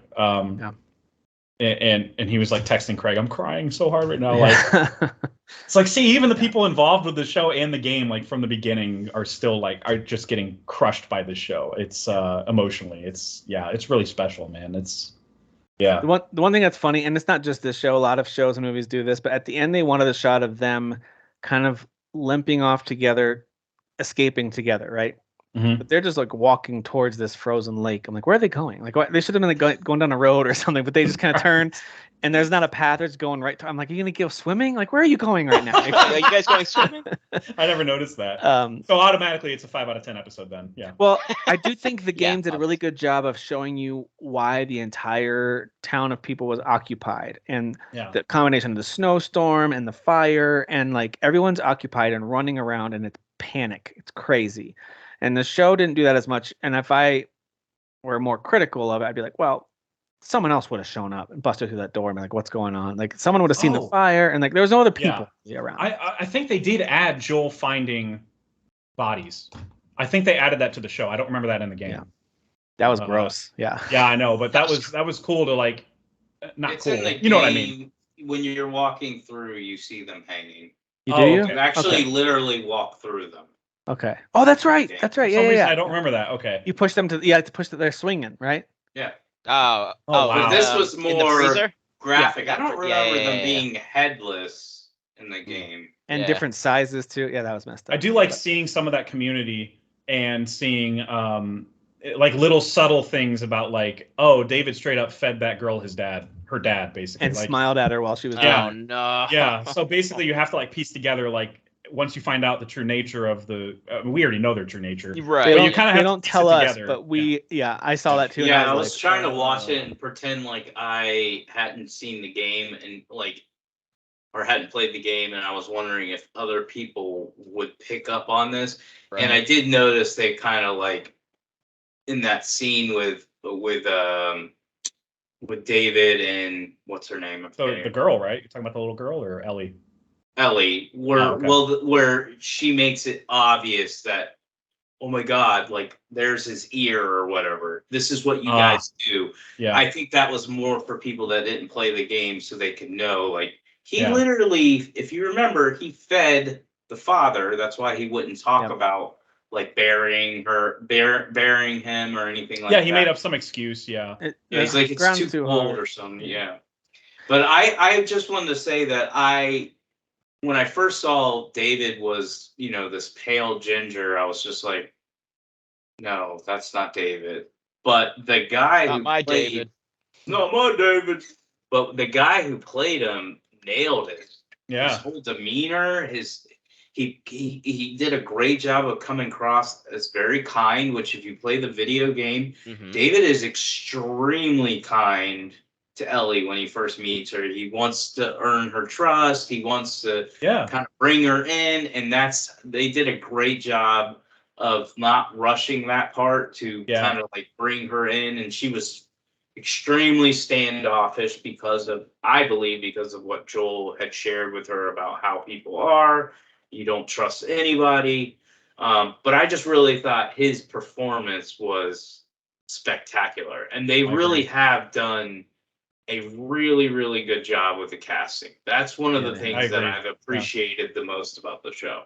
By the way, the hints for what was being fed was when they bring the meat out to prepare, and she goes, "What is this?" And he kind of looks at her and goes, "Venison." And the way he said it, there was a hint there. Oh. And then shortly after that, they bring the deer in. So like you, the viewer, you're knowing like they didn't have any venison left, and now they're bringing it. Like you could have thought, "Hey, they got the deer back and processed it." No, the deer's just now being brought back, and the food's already been served. We know what this is. So that's to me how you can kind of piece it together. But yeah, definitely. I like that they weren't so overt about it until Joel found the bodies and stuff like that. But like, I think this episode was might have been my third favorite behind. I think 5 is 1, and then I loved episode 3 a crap ton, and then maybe this one. Like this is top tier Last of Us. Like I still love the opening episode, man. I still think I like 5 and episode 1 the best. So I think 1 was like a movie. It was so good. It was. It was very good. Yeah. So good. But yeah, this whole show. I watched season 1 or just episode 1 of season 1 of The Bad Batch, and that was one of the things I was going to say is I went into it thinking it was going to be a 30-minute episode, and that first episode was like an hour and 20 minutes long. It's like it felt like a movie. And I thought they did a great job. I was like, oh my gosh, this is not what I thought it was going to be. Yeah. Gaston said he's like, there's a lot of filler, so, lower your expectations. But I thought I was completely surprised by like how long that first episode was. And it does a good job of like fleshing out what I think the series is going to be about. So yeah, I love when that happens. I think they did talk about how the first 2 episodes of this were supposed to be 2 separate episodes, but they were like, we need to keep these together. And they talk about that in the podcast, if you listen to the podcast. It makes the 9, I should probably listen to the podcast once this season is over, but like it makes the 9 episode count make sense. Yeah, it's basically 10 episodes, but the first, it's basically episode. 10 episodes, but they aired the first 2 on the first night, basically is kind of what it ended up being. So, what a freaking great And then episode show. 3 ended up being kind of long too. The preview for next week held back enough that I'm like, oh man. And I have heard rumblings that the body count is insane. Oh, well, I mean, we played the game. So, we played the games, yeah. I'm higher. I'm like picturing in my head that whole scene, like that whole moment towards the end of just like it's just a bunch of silence and then like obviously the sounds of weapons and so on and so forth. But like I almost want a half hour of like just silence and him and just things happen. Like so I expect them to let it hit home a lot more, the heaviness of what he's doing in the game. I didn't feel the heaviness of it really as much. Like I understood. I think as you went along, it was more because it's like, oh, this is like still going, but but it was still kind of like monsters in a closet that kept coming out to attack you and like get into position, and you have to like use all.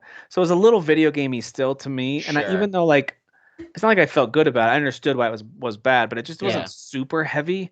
It was the second game that underscored how heartbreaking that was for Sony.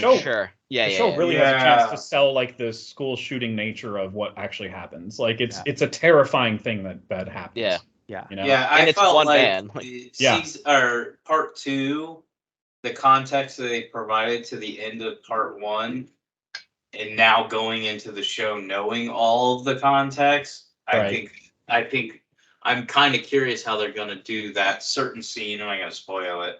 I'm guessing they're going to open on some people in the hospital to connect us with them first, but I could be wrong. I feel like this episode is going to open with them, but I could be wrong. I would think. I could see them doing that to get us invested and being like, these are good people. And if they do, everyone who's played the game is going to be like, crap. You son of a... Like, they did the same thing with Sarah. Like, at the first episode, I'm like, stop making us spend time with her. Yeah, stop making us love this girl. This is annoying. All right. Well, we'll talk about episode 9 next week, of course. I'm looking forward to the season finale. I'm going to rewatch the series when it's over. I already watched it. I'm from the future, so... Derek told us, guys, I saw episode 9. We're like, what? How'd you do that? Right. It was Uncle Warner over at HBO. It's your buddy. It's always the uncles. It's always the uncles. Yep. Guys, I want to check in with our new favorite segment, Tryhard Tracker. And I'm going to do it in the form of a game this week. You guys are going to make some guesses. Oh, So sweet. here's how this entry is going to work. This is our gaming reviews Tryhard Tracker entry. We'll circle back to this because there's so many of these, but I grabbed 9. So I took some quotes from mediocre or bad scores of games that generally reviewed really well. So my criteria was on Metacritic, if it's really high, like over 80 for sure, but typically most of these are in the 90s. But there was some really low or mediocre or bad score. I want to take a quote from that review and read it to you, removing some important information. And I want you to try to guess what game is this try-hard reviewer giving a low score to. Oh, this is a brilliant way to do it. All right. I love it. I love it. Here's entry number 1. Now remember, these are all well-reviewed games in general, but I'm going to read you a quote from a poor review for a generally well-reviewed game, or at least a mediocre. Here we go. This is their quote, not mine. It is the difference between The Godfather Part 1 and Part 2, between Inglourious Bastards and Triumph of the Will, between Just Cause 2 and JFK Reloaded. In the former examples, the audience can get behind the anti-heroes depicted for whatever reason and condone their admittedly awful actions. But in the latter group, the subject matter or the protagonist's morals are too skewed from the norm to be comfortably witnessed. That's what it's like to play this game. And I won't say what game it is. What game do you think they were reviewing where they are talking about not being able to get behind the horrible actions Are we going of anti-heroes? Just take a guess. Just throw it out there. Last of Us Part 2 is my guess. That would be my guess. So one of the recent It's sequels. definitely a sequel. Mm-hmm. It's a sequel. Red Dead Redemption? That would be my other guess. You're much Red Dead closer, Redemption Dan, 2. but it's not Red Dead. I'm much closer. You're much closer. Well, if it's there's no way it's like GTA 5. It is GTA 5. Ah. What? Of course you can't get behind the oh my god, dude. Imagine trying to be like morally righteous playing GTA 5. So are they comparing 4 and 5? Is that what they mean? 4 and 5? They're saying that in Godfather Part 1, you know you're cheering for anti-heroes, but you understand them and they understand their awful actions. But in the following movies, you couldn't. First of all, I'm like, you're going to tell me Godfather Part 2 is bad? What is wrong with you? It's better than 1. I know. That's my take. That's where I was like blown away. I think this is one of the dumbest takes. This is from The Escapist. They scored it. I've seen that name before. Yeah. They scored it a 70 out of 100, and Grand Theft Auto 5, if you didn't know that, had a 97 on Metacritic. Average of 97. Wow. That sounds like a swimming in sevens opinion. Yeah, that is a that mediocre score. I approve of his review. Okay. Thanks, Derek. All right, here's number 2. This time, see if you. Well, some of these. Also, by the way, saying Triumph of the Will just for like shock value in your review is just so. That is the try hardest comparison you could possibly make. Dude, I agree so much. Yeah. So freaking dumb. All right, here we go. So freaking dumb. So I'll remove the game's name. This game's questionable design choices might have been more excusable if, developer name redacted, if they had dreamed up a better story. And when the game does wind up for a curveball, the results can be jejune. Can we talk about how annoying the word jejune is real quick? What is that? Somebody has access to thesaurus.com. That's a word? J-U-N-E. J-U-N-E. J-E. Oh, J-U-N-E. Jejune. What the hell does that word even mean? Superficial. I think it means like it's boring. It's been done. It's mundane. Dry. Yeah. Sounds like a jackass. It sounds exactly. Thesaurus.com wrote this. But I'll give you the review. Developer. This game's questionable design choices might have been more excusable if Nintendo had dreamed up a better story. Oh, this is Breath of the Wild. It is Breath of the Wild. Oh, okay. Yeah. This is from Slant Magazine. My first guess would have been Mario They're Odyssey. probably still around. So Slant Magazine gave this a 3 out of 5, even though it also has a 97 on 3 out of 5. 3 out of 5. Because the results are jejune. Jejune? All right. Jejune sounds like a character in the game. Yeah, it does, yeah. Like somebody you would meet in a village. That sounds like the name of an Octopath. Who made up that word? What dumb word is that? Who's the jackass that made up the word jejune? Someone who writes it and then they just brag to everyone how they included that word in a review. I made this word jejune. It's somebody with a stutter was like, I can't believe we're only in jejune. You're right, that is uninteresting. I made up a word over 20 years ago, and I used it in like my normal language, and people never caught it.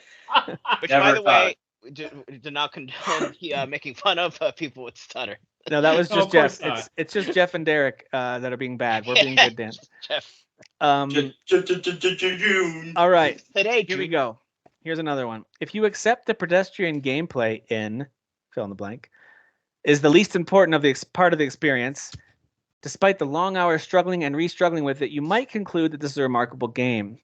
This game is supported by a tremendous amount of creative insight, most of which is unconcerned with the craft of game design. Elden Ring. Bad game design.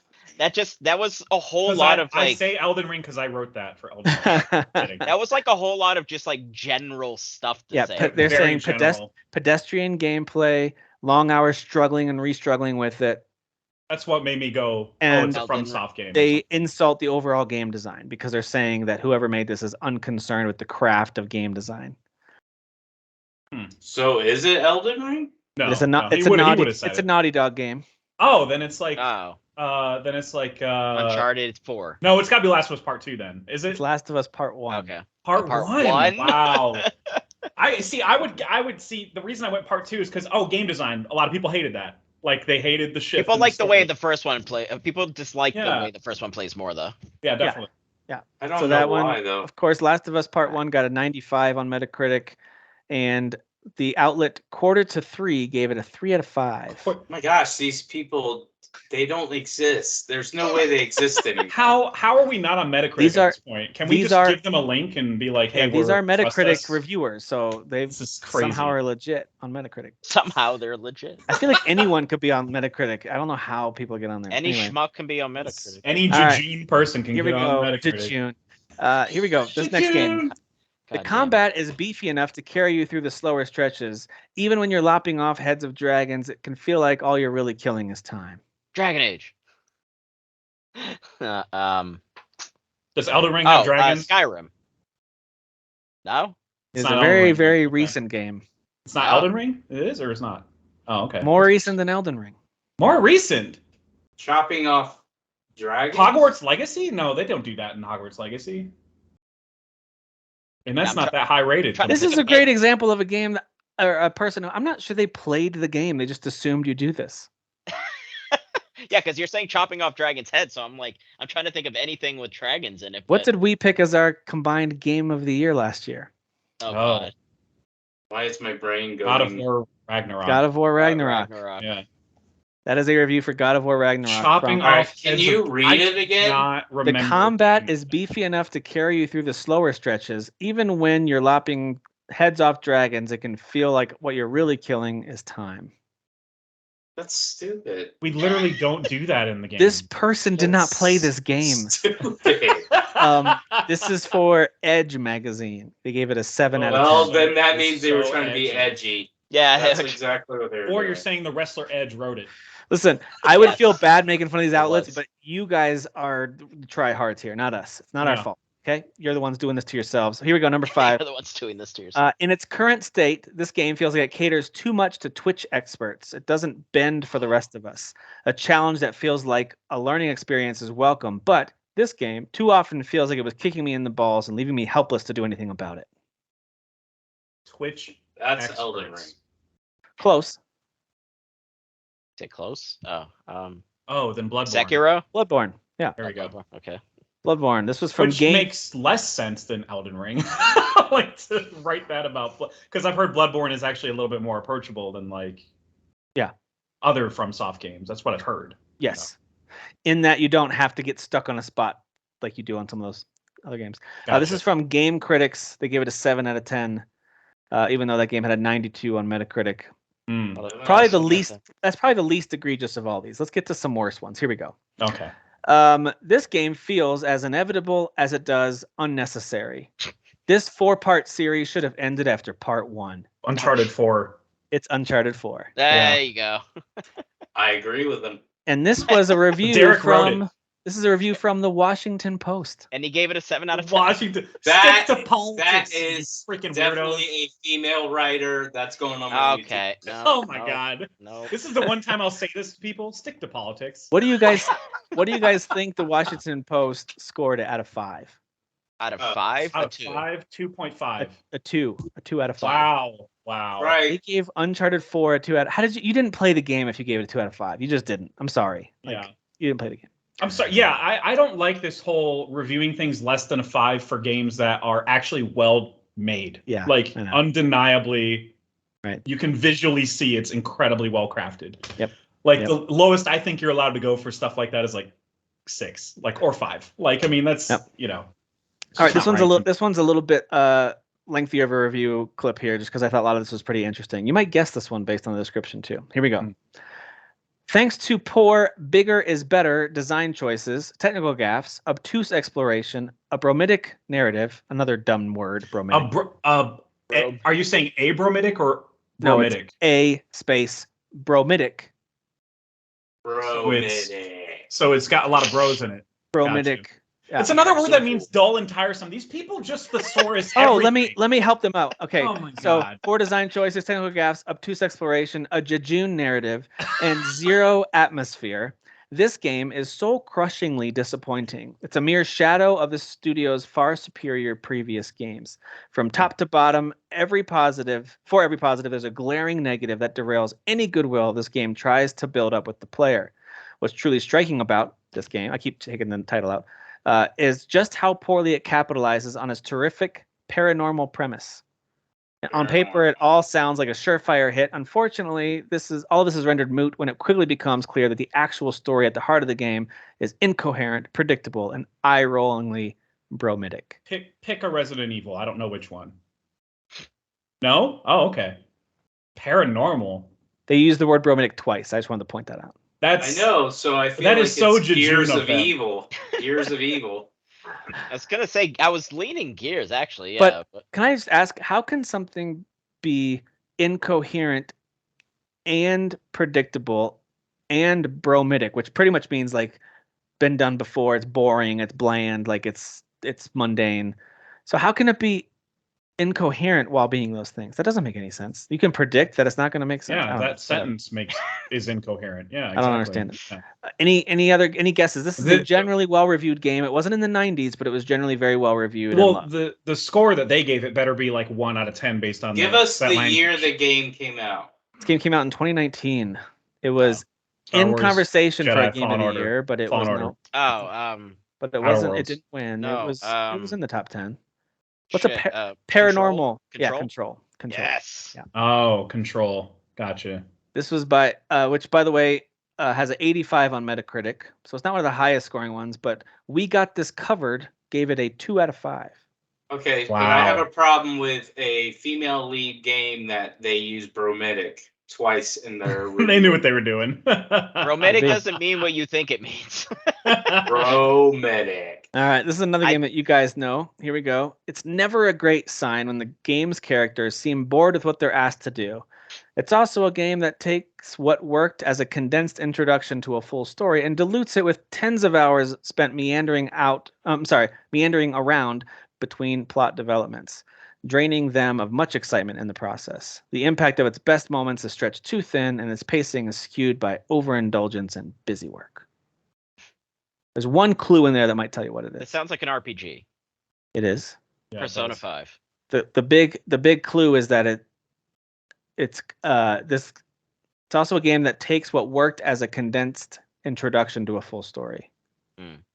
I was thinking Persona. And dilutes it with tens of hours of content. Witcher 3. Nope. It is Witcher 2. 2020's Final Fantasy VII Remake. Oh my God. Wow. Well, I fully endorse that review as well. Who wrote that? That game was Which, of course, we know that game's at an 87 on Metacritic. It was very well reviewed. Who wrote this? And EGM gave it a 3 out of 5. Who's the person? I want names. Look at Bromatic is getting all pissed off now. Yeah. Who's the person? Who's the cuck that wrote this review?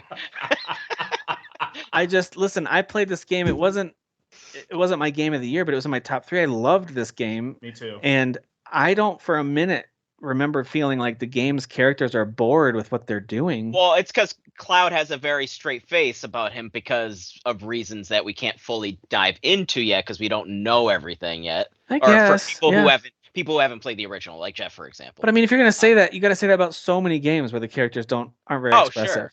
So. I mean, I'm in the middle of playing Octopath Traveler 1, and every single time the thief gets interrupted with a battle, he's like, I got something better to do. Every single time he says that. I got something better to do. Sounds like my type of guy. Yeah. I got something better. All right, last that is one. Literally a character that's bored with what Last they're one. doing. We'll move on from this week's Tryhard Tracker. Here we go. Remove the ho-hum gameplay, and the rest is an interactive movie that's decent enough for one walkthrough. Don't go for seconds, though. And if you're still craving for a space opera by the time you're done with this game, better rent all 5 seasons of Babylon 5.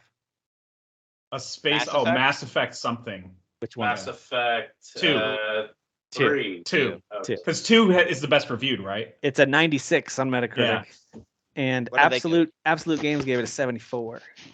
Because it's got ho-hum gameplay. What? Ho-hum. Ho-hum. What does that even mean? Like, what... You mean it plays better than the first one? Yeah, so ho-hum. The gameplay was like a huge... And it's one of the most replayed RPGs. It says don't go for seconds. I'm like, everyone who's played this has played it many times. Right.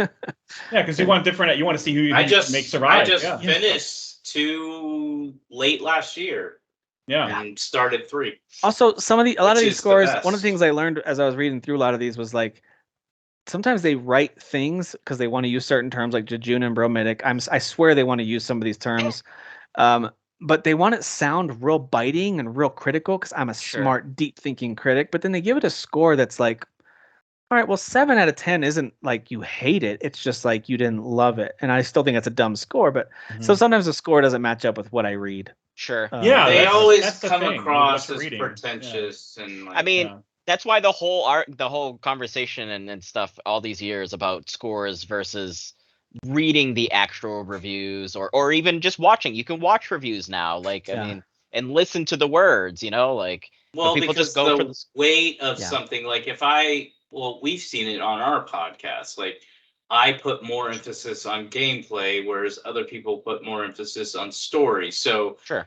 You might not like a story and you drop the game 4 points and you're like, it's a 6 out of 10. The story was unsatisfying, stupid, where I'm like, I'll drop it 1 point. The gameplay was king. Don't care about the fact that it didn't have a story. Yeah. But so I that's do kind of like subjective, a general thumbs up, thumbs down. Like I do like that sometimes and get an idea of overall do people think this is a good or bad experience. But the people that are writing like that specific example, at least, where they're writing 7 out of 10 reviews for a game where the language doesn't match 7 out of 10. I just wish they would grow a set and give it. Sounded like a 4 or 5 out of 10. Yeah. Yeah. Some of those sound like a 1 out of 5. Crazy. Like there are people that I know that like score things, and I'm like, everything you just said does not say 6 out of 10. It says 2 out of 10. I don't know what as we've discussed before, not everyone likes to use all the points on a 10 or 20 point scale. They want to use just the top half. It's a 5 to 10 scale, not a 1 to say 10. It's 5 is basically the same thing as saying 1 to some folks. And I'm like, it shouldn't be. Not if you have the whole scale to work with. Yes, but I think also, not just with the reviewers, but this even goes true with like gamers. Like we like to complain. So even we are technically complaining about complaining. That's most of our podcasts. Stop it. Yes, we like to complain. We do like to complain. So that's how they might score a game pretty decently and enjoy it overall, but they're only going to point out what annoyed them because that's what they focus on. Yeah. And even I've been guilty of where I'll be like, I love this game, but I'll get really mad at one thing. And unless I sit back and go, okay, that can't control your entire opinion of this game just because you have one bad experience with it, when overall it's good. Agreed. Also, I realized I just I contradicted myself by saying score it what you mean and then chastising people for giving AAA games 3 out of 10 because it... I just contradicted myself. Whoops. But at least you noticed it and called it. You weren't jejune about it. You know? No, I wasn't. I wasn't like some jejune bromidic cuck about it. So no. Yeah, but all of these words need to be deleted. I still kind of agree with that though too. Like I feel like again, it's my subjective feelings, but on a scoring table that's 1 to 10, I think if you're getting really, really low, that should be broken area. And if it's not broken and it's objectively like this, like for instance, what were some of the games we were talking about? Well, any of the games we were talking about, they're all AAA, like high caliber, like anything Naughty Dog does.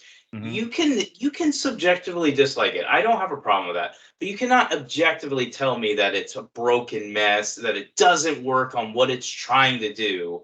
To me, if something works, like if you know what it's trying to do and it works, I don't think you should be scoring anything extremely low. Like you can say you don't like it and you can point out why you don't like it, but I don't think you should be giving super low scores for stuff that has a mission, has a goal, and then nails it, and then you're just like, 3 out of 10 because I didn't like it. The writing was bad. I don't mind a score that has Thanks, Sean Messler. I know you got a degree, but the game's still freaking good. Really just calling him out. Derek just calling out first and last names in here. Yeah. Zip code 72 whatever. I don't mind a score when they have some kind of like explanation or math to it. Like when the Switch Up YouTube channel does a really cool job of saying like, hey, on these areas, we give it 18 out of 20. On this one, we get a 16 out of 20. And this one, it's a 19 out of 20. And overall score, it lands at this. And they kind of like break it down. Like to me, I'm like, all right, I see what you're doing. You at least have some kind of method to your madness. And you're like, there's a system. Take the average out of like 5 areas you're judging. Yeah. I think that's great. I think that's really great. Smart. It's not the only way to do it, but I think that is a good way to do it. Right. Instead of just here's a random number. It was great. Yeah. This feels like a 6. Like, why? Like that review about, and I'm only hanging on the Mass Effect 2 review because we just heard it. The language they used would have told me, oh, that's a 5 out of 10 review. Yeah. Because the game's not broken. They were just displeased. You told us that like the gameplay is ho-hum and it's not even worth a second attempt, even though it's a game that's centered around a lot of choices and characters living or dying and relationships. Like, how could you tell me it's not worth a second playthrough? Like, I don't understand. And you're saying you're better off just renting a series. Babylon 5. The most random series. At least say like Battlestar Galactica if you're gonna say something. I know. Like Babylon 5. I know there are hardcore nerds out there, and I'm not using that in a pejorative way. That really love that show. Yeah, we call them 5 babies. But they are like so 5 babies. God damn it. Babies of 5. It's just not. It's way more niche than that review gives it credit for. Like, I agree. I agree. Well, there you go. There's our Tryhard Tracker. We'll get back to that at some point. Maybe with reviews. Maybe with other stuff. Maybe with some comments. I found a whole bunch of different areas we can dig into some Tryhard tracking and make fun of it and or play games around it. It's a good time. Sorry you missed it again, Kyle. We miss having Kyle here. But we will we'll make sure to do this again. I'll try to plan it for when he's for sure going to make it. All right, let's go into a few headlines. I'm going to go a little bit out of order. We usually kind of break it down by Microsoft, Nintendo, Sony, and then broaden it out to anything general. I'm going to start in general, and then we're going to go Xbox, Nintendo, Sony, because I want to end it up with some Sony and Microsoft drama. We'll wrap it up with that. Oh, boy. Because that is drama for your mama. Because it is delicious. I literally just played a scene in Octopath Traveler where somebody was eating something, and the subtitles had nom nom nom, and I was like...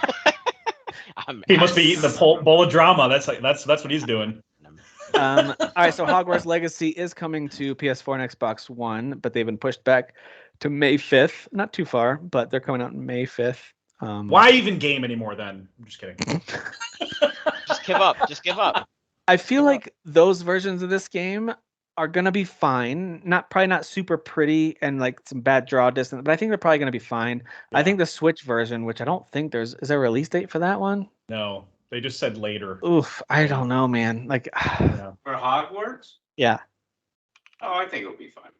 If they can get The Witcher, they'll make it ugly. That's been my argument too, but like it's probably not gonna look great. But I'll be honest. I bought The Witcher 3 on the Switch, and I wasn't like upset by the way it looked. I obviously compare it to a 3090 PC. Yeah, it's gonna look ridiculous.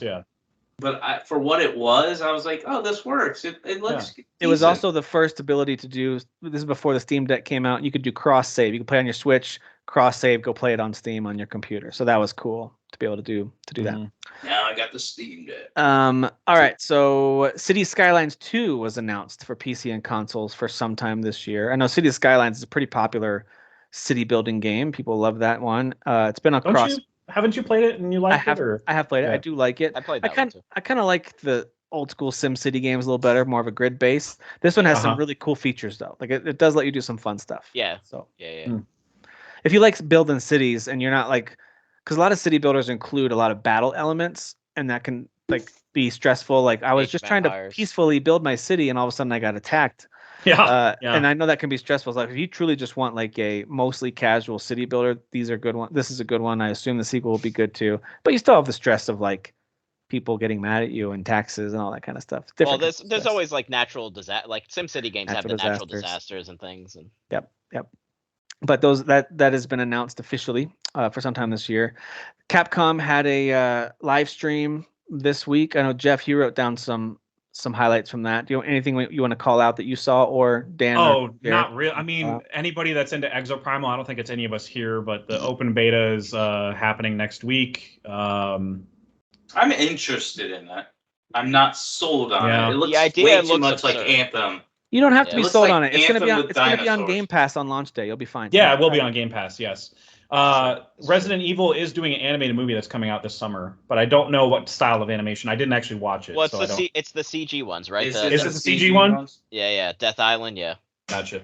Yeah. So CG that's all I mean. Those are hit or nothing miss. Really. We already talked about Resident Evil 4 having a demo, so there's nothing really else worthy of recapping. Oh, Ghost Trick. I think that one. I think I recall that one. Yeah. Unless I'm thinking of something else. Yes, you're right. It's coming to PS4 on June 30th. Ghost Trick. Yep. No, I'm thinking something else. Never mind. So Monster Hunter Rise Sunbreak, that major expansion, is going to be hitting all the other consoles. It's on Switch and PC now. And now you can get the Sunbreak expansion on all of the consoles at the end of April. And of course, there's Capcom sales all over the place. So pretty much every platform has major Capcom sales right now. I saw it on the Switch eShop yesterday. I saw it on Steam. All Resident Evil games now. Yeah, there's a lot of really good deals. Do it now. So go check those out. Do it. We have a delay. I wish our delay czar were here to announce this for us, but he is not. Suicide Squad Kill the Justice League. This is actually more of a story than just a delay. If they had just said, hey, we're delaying it for polish, and there's nothing else about it, we'd all be like, all right, this happens, and it's not that surprising. This is just a rumor, though, right? Well, Jason Schreier from Bloomberg, like, say what you want about him. Like, he's not wrong. He's got sources, and he's always wrong. Okay. He's not wrong about this stuff. Yeah, I got it. But he's usually wrong about it. He usually has pretty good sources. His profile, his job is a high enough profile. He can't just be spouting stuff out. Like, he's got some legit sources for this.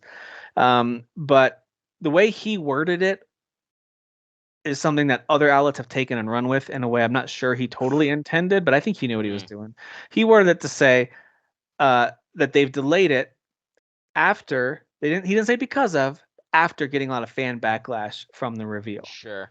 So he was trying to say, no, this was just like a delay, and also standard delay. Yeah. Separately, they were criticized by fans a lot recently. It's like you made it sound as if the delay was because he did, yeah. And every other headline after was saying that too. Yep. Oh, for sure. See, I'm just speaking personally. I'm not saying that they did or not. Whatever. I don't know anything about the story. I just knowing corporate America, that is not how they work. They don't go into panic mode and go, oh, throw millions of dollars away and delay this because a few idiots yelled on YouTube. No. They don't work that way. It only worked with the Sonic movie because I think even execs at the movie studio were like, this is a bad idea. We shouldn't. Yeah. Well, speaking of reliable sources, Jeff Grubb, who's a reporter for Giant Bomb, I think he is pretty reliable when he talks about stuff. And he talked about how, and this is a quote from him. He says, I don't want to cause a panic or anything, but I've heard it's not even coming this year. I'm hearing 2024. Earlier this evening, I heard they're like, this is a delay-ass delay. Like, this is a bigger delay than is even being put out there. We'll see, he said. That stuff is hard to nail down for sure. I'll say that this source has always been a very good one. But here's and I'm not saying they're not right, but my issue is you just advertise this game. It's supposed to come out in 2 months. You spent, 20 minutes showing us this game? I just have trouble believing. They paid Sony so much money. Yes, I have trouble believing that they're just going to be like, let's just delay it for a whole year. I don't know, man. I have trouble believing that. Yeah, we'll see. We'll see. It hasn't even been officially confirmed as having a delay, has it? True.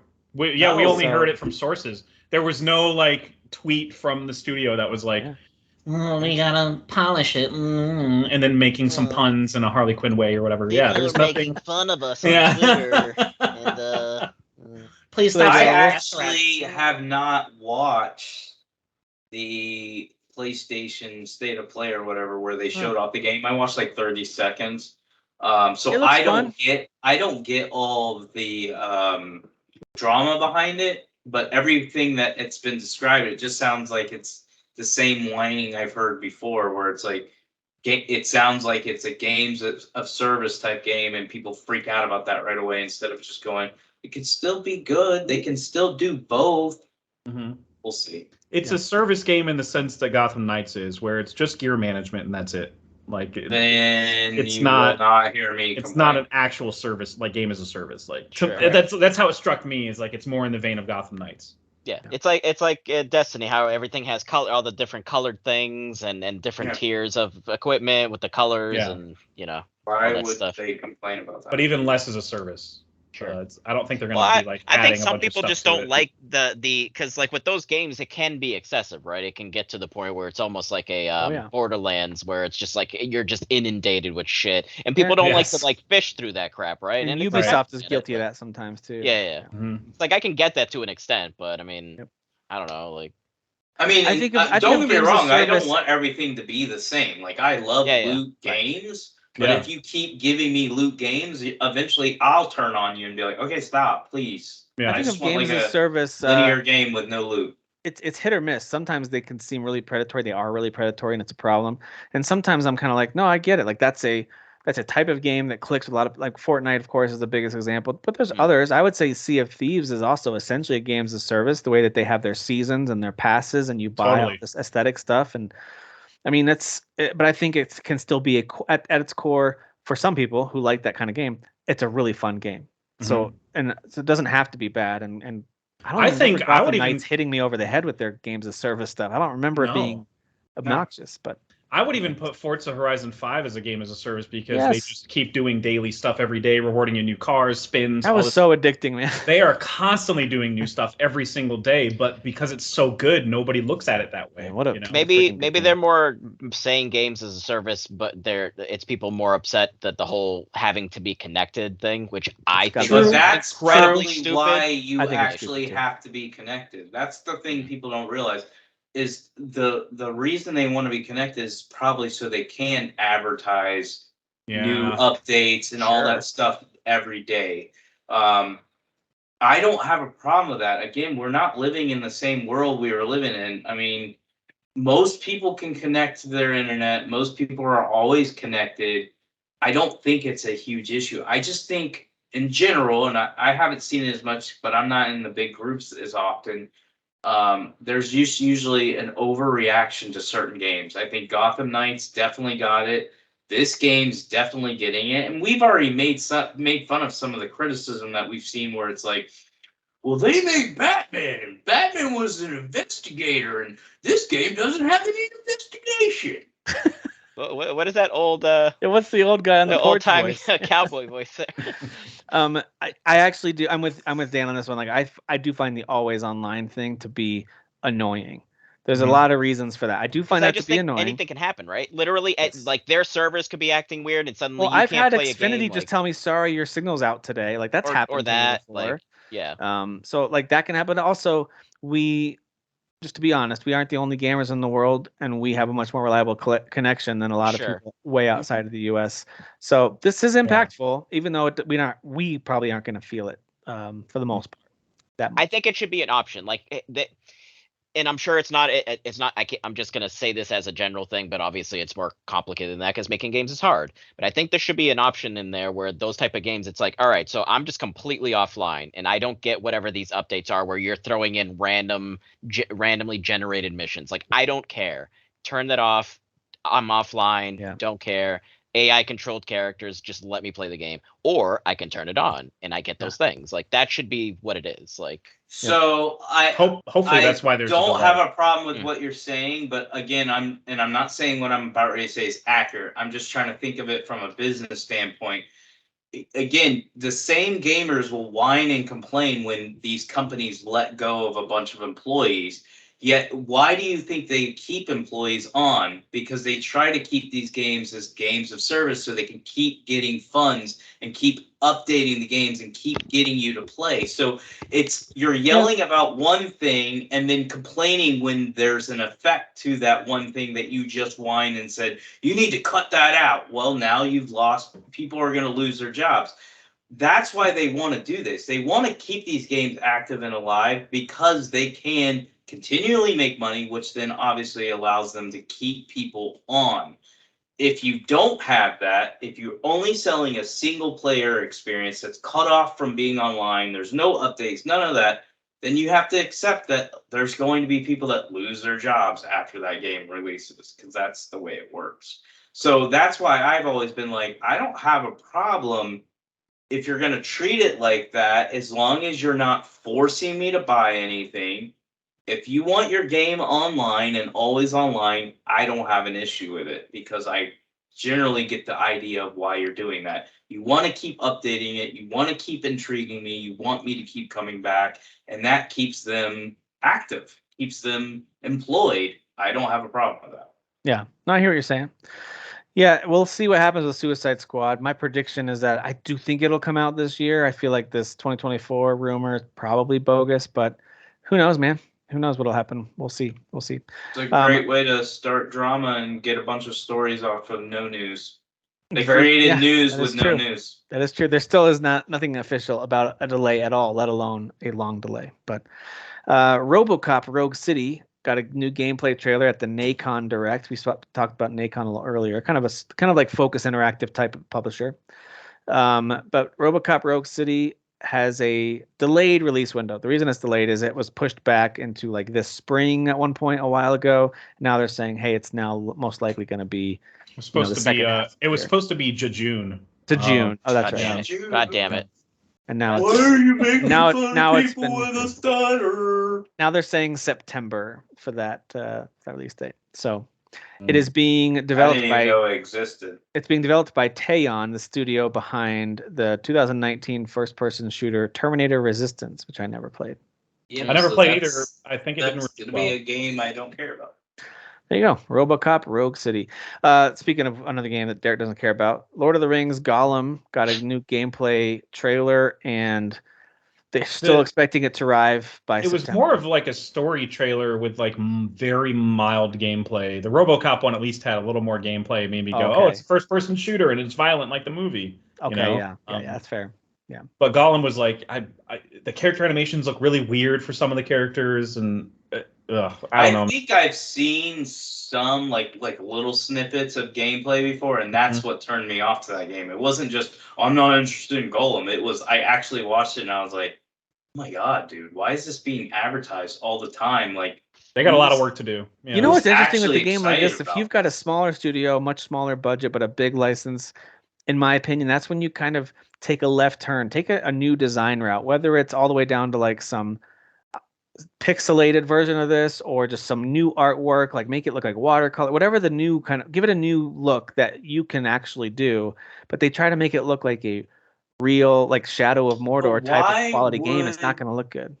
But why would you give this type of title that belongs to an IP like this to a smaller developer? I think they can buy a license to it if it's available to them, right? That could be wrong. I think you can buy it. Weird.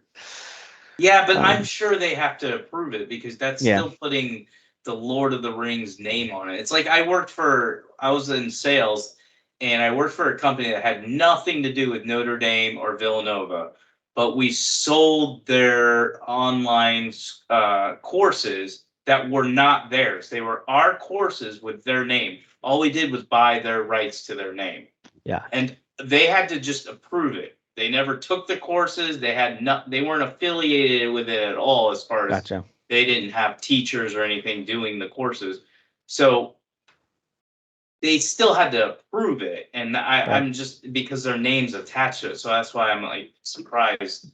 Maybe that's part of the reason for the delays. Maybe the game's just not up to snuff. Who knows? Could be. Maybe they're like, guys, no. Yeah, Stop. This is not good. Neon White could be coming to Xbox, and some Microsoft news here. According to a new ESRB rating, be a great Game Pass game, especially at this point in its life where it's had some success. Probably some surprise success for being such a smaller game. And it'd be cool if it got to hit Game Pass and get more people to try it out. Sounds like Game Pass. Sea of Thieves is getting a documentary from Rare called Sea of Thieves: Voyage of a Lifetime. As we all know, if you tracked that game development at all, it was a mess and it took a long time. Yeah. And it was a problem. So I like seeing documentaries, behind the scenes footage, interviews. I like that kind of stuff. So they're gonna pull back the curtain and show things in a raw way as they're describing. Only game we're going in raw, guys. Has actually released for Microsoft. You start giggling at your own joke over there. Sorry, I didn't mean to cut you off there. I just had to. From Rare. I think that's their only game that they've released. It might be.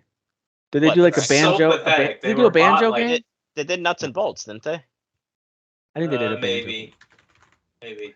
But yeah. Oh, Killer Instinct? No. Did they do Killer Instinct? No, they didn't do Killer Instinct. But that's like 20 years with Microsoft, and they've released 2 games? That's awesome. It's pretty bad. That's awesome. It's pretty bad. Well, they bought them. Sea of Thieves has been such a big hit. I think they're like, you guys keep doing that, you're making us money. So yeah. No, they were like, just keep doing that because if we start you on a new project, it's going to take us way too. Yeah. I remember what they did. How dare you, Derek, for not remembering Battletoads? Oh, yeah, that was a huge release. Yeah. That was a cool game. All right. I like that game. Starfield got a new release date, as Derek broke the news to us. September 6th. Heck yeah. Is the release date. Delay field. There you go. There you go. I do wonder if Spider-Man's going to end up hitting that month, because the first Spider-Man game hit in September of 2018, I believe. So yeah, we'll see if that sticks to that, because that was successful for them. I think Spider-Man will be PlayStation's big game this year, so it'll probably be November. Okay, could be late. They don't have anything else coming out. I don't think. First party? Right. I don't think they do. I don't think so. Nothing that we know about outside of Spider-Man. Well, Final Fantasy 16 is exclusive, isn't it? So that's true. But that'll be their big party. But that'll be their big exclusive holiday game, Spider-Man. That's what I'm saying, and they normally like to release one in November. Yeah, they could do a late October, yeah, but so it might not. It'd be interesting if they were like, "Here comes our game, September 5th." It's like, oh, jeez. Yeah, that's the day before Starfield. Thanks, guys. I actually think that would be really dumb for Sony, because I really think Starfield's going to be really, really big. Yeah, I think they'll both. I think they probably want to stay out of each other's way, to be honest with you. Yes. Right. Xbox Games Showcase and Starfield Direct. Speaking of Starfield, it's going to happen on June 11th during the E3 week. That's where they're going to announce the delay. Yeah, the new delay for Starfield. Sorry, guys. It is coming out whatever day Sony decides for Spider-Man 2. I don't know what day it is. It's going to come out that day. Yeah, delay. No big Nintendo news to share, really. We already talked about the demo for Bayonetta Origins that you can play now and has progress carrying over. We did hear that 2 months away from Tears of the Kingdom or whatever. We are. That is true. It's literally March 12th right now. I think we're getting to the point now where I'm like, there can't be a delay. We're too close to it, and like there can't be a delay now. Right? I don't think there will be. I think this is coming out. I'm excited. Tell our little delay, whatever his name is, to Jejune. Fuck off. Yeah, Jejune. Delay Jejune to not even try to delay that game. Delay it into June. This is going to come as a shock to you guys, so just you might want to sit down if you're not sitting down already. Square Enix says that Forspoken's launch sales were lackluster. That shocks me. And I love the game. I'm really surprised. You guys, failed us. Yeah. Sorry. Yeah. Don't know if you guys knew that. This is actually from a meeting that happened in February, early February. So it was shortly after the game launched, but it was just now, the transcript was just now published in English. But he said the sales of the game have been lackluster following what he called challenging reviews. However, the game has received positive feedback on its action challenging features, as in he couldn't read them, or including its parkour and combat capabilities. So it's yielded results. Well, after we read some of those quotes, he may not have been able to read them. But listen to what he says. This to me sounds like he's saying, we're not making any more of these, but we might include some of the features in other games. Listen to this. He says the game's received positive feedback on its action features, including parkour and combat capabilities. So it has yielded results that will lead to improvement of our development capabilities of other games in the future.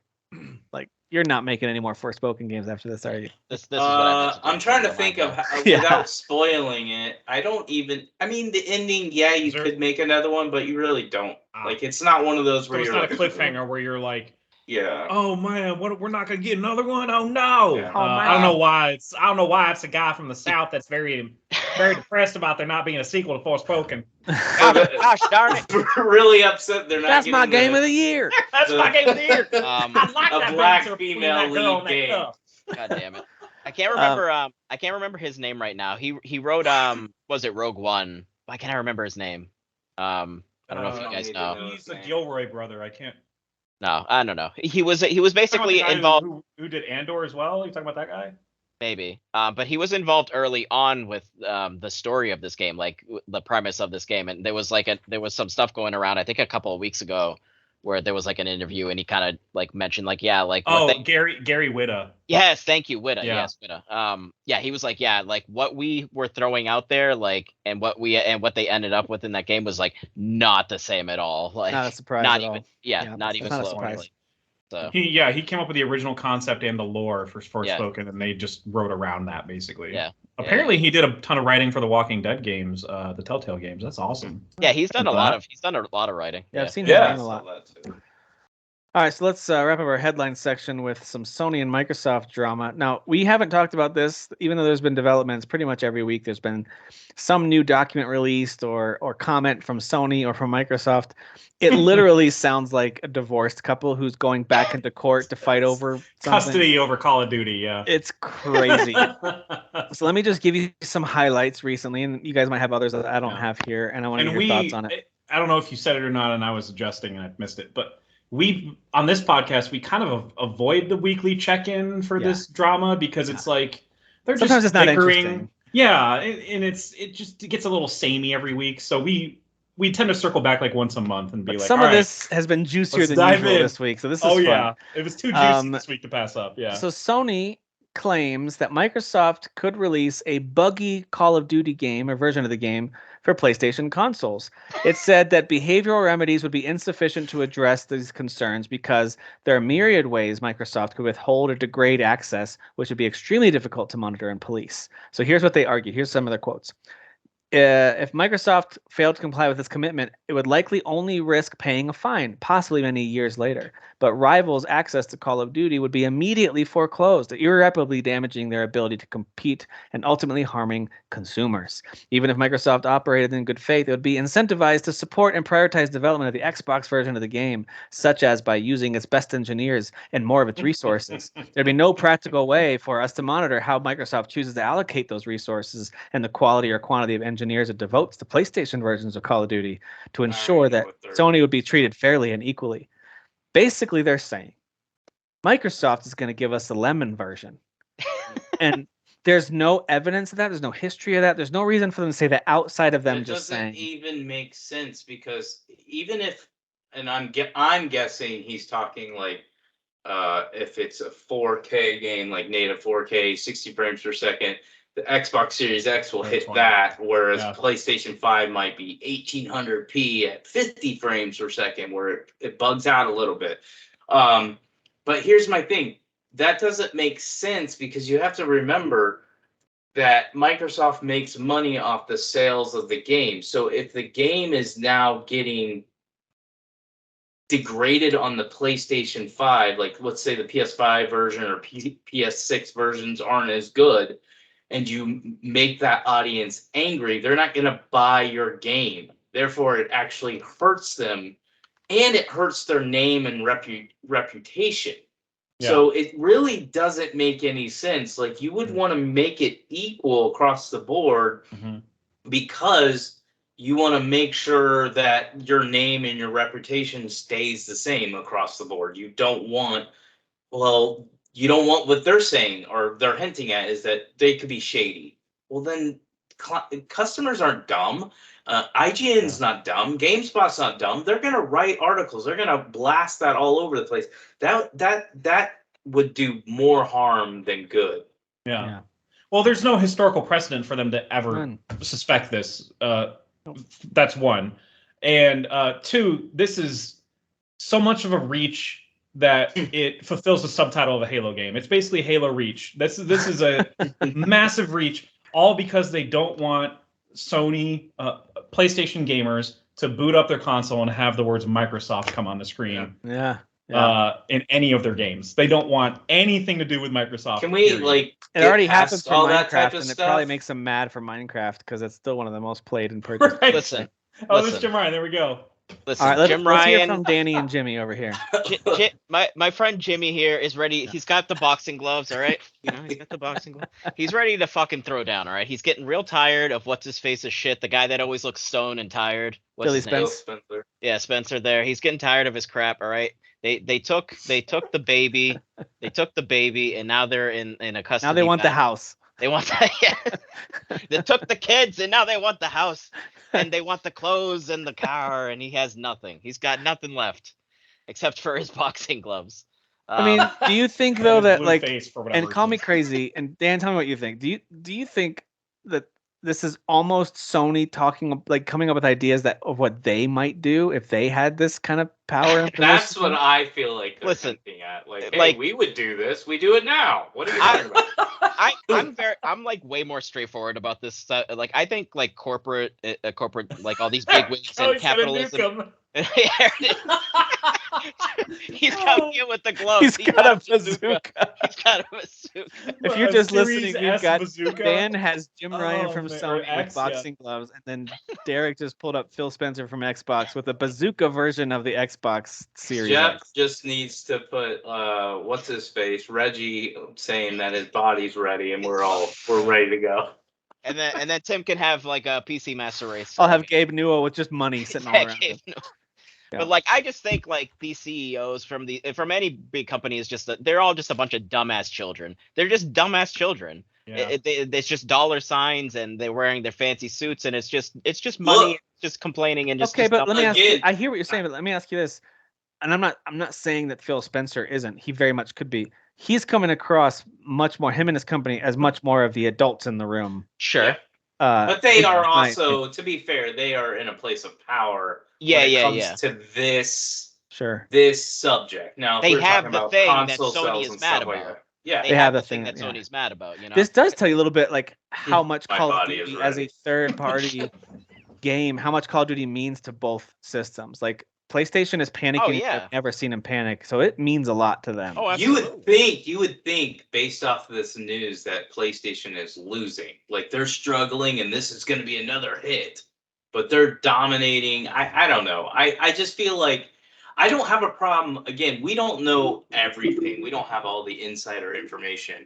But like we're starting to get more than we've ever had because all these documents. Well, I have never ever heard stuff like this go this public ever. But maybe I just never paid attention. Well, there's more. Let's keep going so we don't. Well, I think the EU regulator operates that way, where they're like, we got to make all this public, so we can consider the public's voice in this. Yeah. So they were accused of also maybe increasing Game Pass prices because of this acquisition, and Microsoft insisted that they're not going to be increasing Game Pass prices. That would really just hurt they would like hurt their user churn, their subscriber churn. So they don't want to do that. I don't think they can flat out say we're not going to do that though. Like with inflation and everything. Right? No. Specifically, they insist Game Pass prices will not increase as a result of Activision merger. So they're going to give a different excuse. Yeah, I was going to say I agree with you. So they definitely could.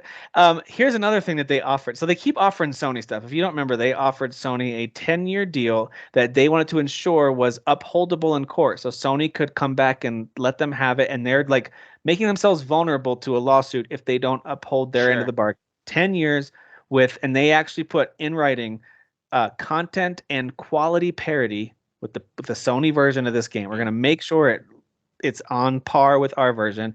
And then they just recently added on, or they told us at least about the idea of, if you want, you can even put it on PlayStation Plus on day one. Oh, and they're even saying we're trying to make this as equal and fair as possible. Now That was Sony, a political. Honestly, I think that saying that is a political thing because anything Sony comes back with is making them look bad. It's totally going to make them look bad. Sony said yes, but this could be relying on unsustainable licensing costs, which would force them to raise prices for PS Plus. So that makes sense too. They're saying like, yes, they're just saying like, how much are you going to charge us for that license to keep that on? I almost think it's as simple as just simply it's simply they just don't want there to be a cutoff. They don't want to ever not have Call of Duty, like because then it's like after the 10 years, it's like all right, well, yeah, but no more. You don't get that. I think what they're doing, especially as Tim keeps reading, like people whine and complain about this stuff, but I understand why his gloves are on and he's throwing stuff. He just wants it all in writing. So the fact that he's saying all these things and making up these ridiculous arguments, he's still getting results from it. He's still getting more and more stuff in writing. So it's actually kind of smart on his part. Like I said, and I said this before, that he's coming across as a whiner, but all he's trying to do is get the best deal he can for his company. I think he already knows he's going to lose, meaning Xbox the deal's going to go through. Yeah, I think he already knows it's going to go through. He just wants to get the best deal for PlayStation and Sony before the deal is finalized. It's just the fact that it's such a public back and forth. That's what it is. Like negotiations work this way. Like you have a standard, and if you just stick with it and you just keep going, eventually you'll get that person to get to that standard. But we usually skip all this and we just see this. We're getting to publicly get to see all of it. Yeah, what has it been, like 17 years of Call of Duty every year, something like that, right? Something in that realm. And so Sony, of course, being one of the major places that this is played, Xbox too. Okay, they're both really popular places to play Call of Duty, of course. But I think they just want to ensure, I like what Derek's saying there, because I think they want to ensure that their experience with getting Call of Duty on the platforms is not dramatically different than it has been. They want to continue to be able to get it from a third party, and they don't trust that Microsoft will operate as a fair third party because they're if you can find a loophole, that's what they're trying to. Well, they're citing Starfield as an example of look how quickly they brought something to be just exclusive when they acquired something. Oh, like Sony never did that. Okay. Gotcha. Well, so Jeff, you brought that up. I've actually seen so many examples of people saying, you mean this? And they listed all the stuff that Sony has acquired. Right. Immediately, everything was made they don't exclusive. even own Square Enix, and it's just their buddy. Like, Final Fantasy's just coming out. Yeah, but those are deals, and eventually it comes over. Sure. I don't know if Starfield still not on will ever Xbox, come though. over. Yep. Yeah, but I know, but I don't think Starfield. They're talking out of two sides of their mouth here. Like on the one side, they're talking about how unfair it is, how unfair this is that Microsoft would make something exclusive. This is not fair. It's like, well, they bought it. It is fair, and you do it all the freaking time, all the time. Spider-Man, Wolverine. They bought Naughty Horizon. Dog. They bought Naughty Dog. Sony acquired Naughty Dog. Like that was not. It's not like they came up with everything. No, they acquired Insomniac. They acquired you're gonna pretend like the next Bungie project won't be Sony exclusive? Come on, like this is. Can we just talk about how dumb he looks with his mouth agape a little bit like that? Like, he looks like he's staring at my tatas. It is. Oh Lord! It is funny that Microsoft is running these full-page ads in the UK papers promoting this Activision Blizzard merger, saying things like Xbox will bring Call of Duty to more than 150 million additional players. I'm like, well, maybe. All right, that's a little over. But they're running ads about this too, which I think is kind of funny to try to pitch it to the public. Yeah, I think they're in the public forum at least. Microsoft's doing a really good job coming off like the hero. Big time. To anybody that's like doesn't really have a bias a one way or the other. Yes. Yeah. So everybody except Fat got it. Pretty much. Yeah. He doesn't believe anything Microsoft's saying. For sure. He still thinks Phil Spencer's the devil. I like to think that in our podcast we typically kind of wave back and forth with, well, this sounds like a jerk. I'm not on this guy's side. I'm going to go with this. Like we kind of listen to the conversation and figure out. Yeah, I just want to play good games, man. Like I don't really care where it's at. Like I do like the drama. Sony wanted. I didn't realize this. One of their big demands early on was they wanted there to be some assets sold off, including the Call of Duty franchise and maybe even Warcraft, So that way, before this acquisition happens, they can't have those big IPs. And then Microsoft answered in a way that pretty much said, well, then what's the point of this merger? Why would we spend this much money without those IPs? Yeah, true. They didn't say that directly. That's pretty much what the response was, how that's going to pretty much ruin the merger. But they wanted it. But it sounds like the EU Commission is very unlikely to demand any asset sales for this acquisition. So it's unlikely, but that was something Sony pushed for. They tried to get Call of Duty sold off to a third party, so it wouldn't be part of the deal. But not likely to happen. And lastly, Sony's most recent claim is that all of Microsoft's updated offers, all the current things they're offering, including day one PS Plus, content parity for 10 years, whatever that is, they're saying that this current offer, this merger, would irreparably harm competition and innovation in the industry. They will no longer be able to create games well if this happens. We will only have God of War, Horizon, Spider-Man, and all these awesome games and Final Fantasy. Oh, we don't want to live in that world. Yeah, I hate this world. It's terrible. It does come off. I'm sorry. I know we mentioned this before. It just comes off a little whiny. It comes off very whiny. It does come out very whiny. But like I said, I think I know what he's trying to do, but it is very whiny. Yeah, so there you go. We'll keep you guys updated on our thoughts on this. Anyone listening to this, we probably already keeping track of it, but it's fun to talk about it and kind of get our thoughts on this. After some time away from it. Bye, Jimmy. Bye, Jim. Hey, good round, buddy. You fought well. Good round. Fought those jugs real well. I mean, you were up in the boxing ring fighting against no one and punched yourself a few times, but otherwise you're fighting. Yeah, Bazooka Joe down there with his Spencer down there with his rocket launcher. Hey, speaking of watching, I did want to say one of the things I'm catching up on these days is Rocky 1 and 2. They're on Netflix, you know. So I just never watched this. So I'm watching them on Prime. I think they're all over the place. But I'm watching them on Amazon Prime.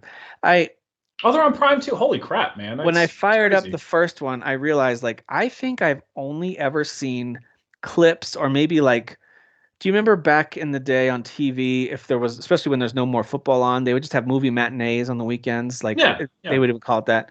Yeah. I've seen big chunks of various Rocky movies over the years because of things like Movie Matinee or TNT or American Movie Classics or whatever. Someone's playing one of these movies.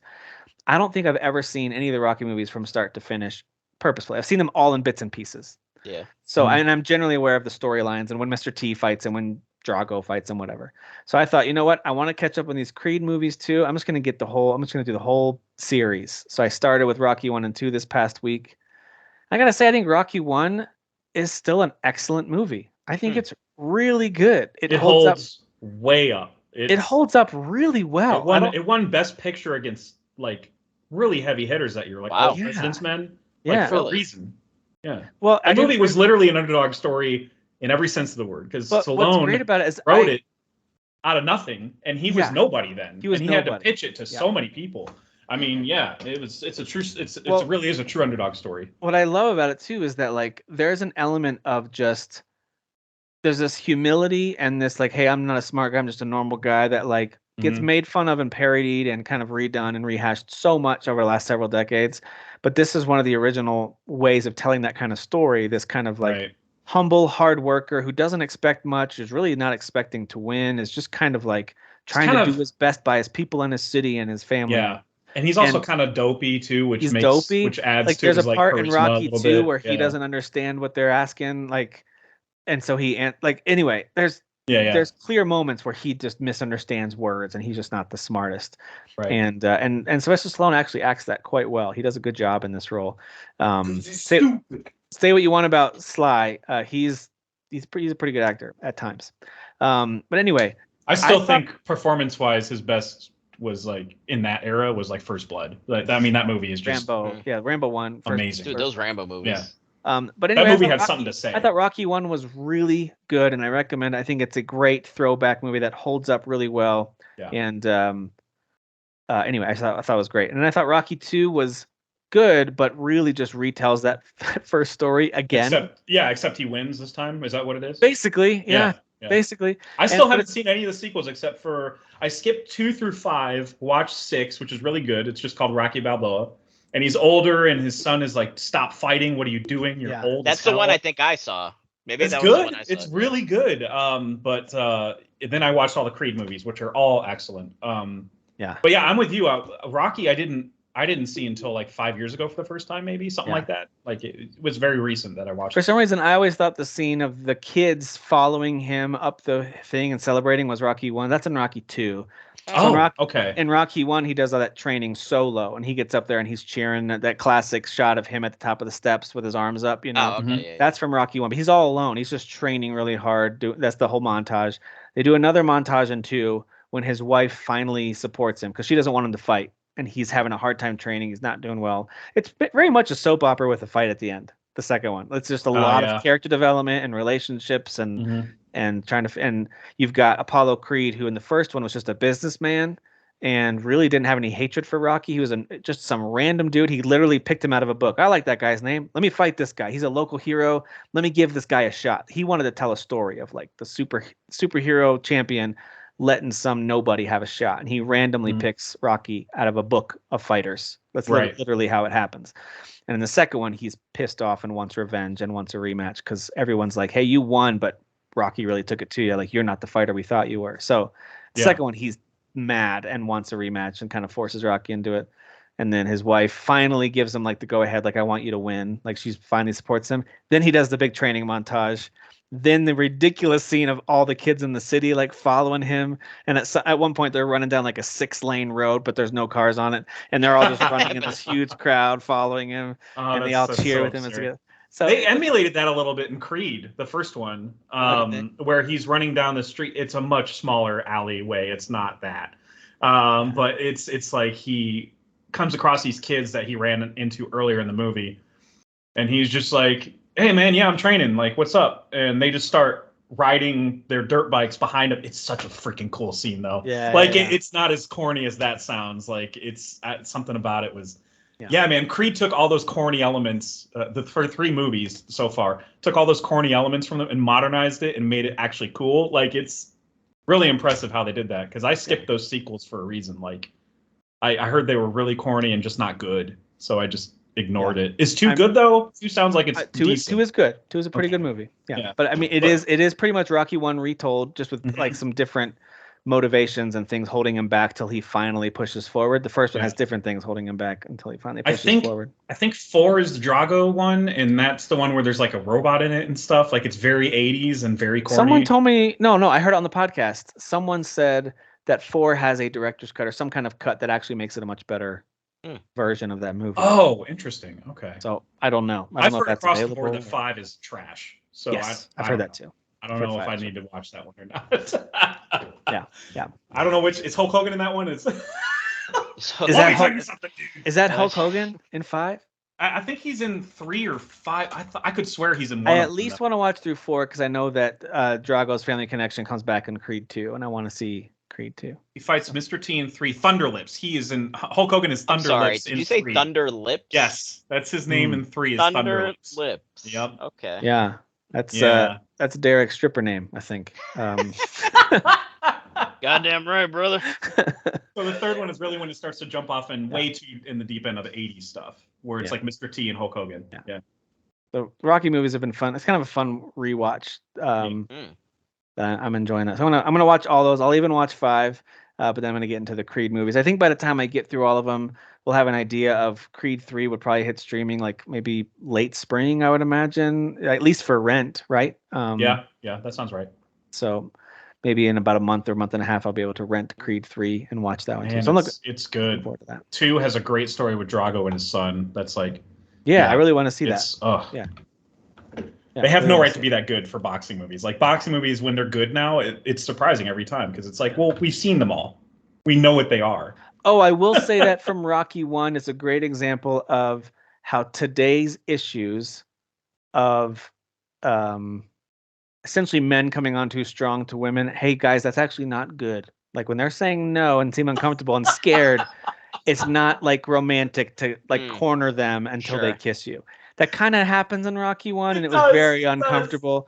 She does not want to be there, and he corners her and makes her kiss him, and she kind of ends up staying. How I actually get women, so I don't. So like, there's definitely a moment that I was like, going for you right now? I saw it and I was like, well, that was definitely. Great, I get what I want. That was the 1970s. All right, that's very different It from was 77 or 6 or something 2020s. like that, yeah. See that, Dan? That's what I get. She's not real, bro. She's not real. She's real to me, damn it. Derek's like, tell it to my body pillow. All right. I love that. I've been rewatching a franchise too. I'm actually on the last movie, Harry Potter.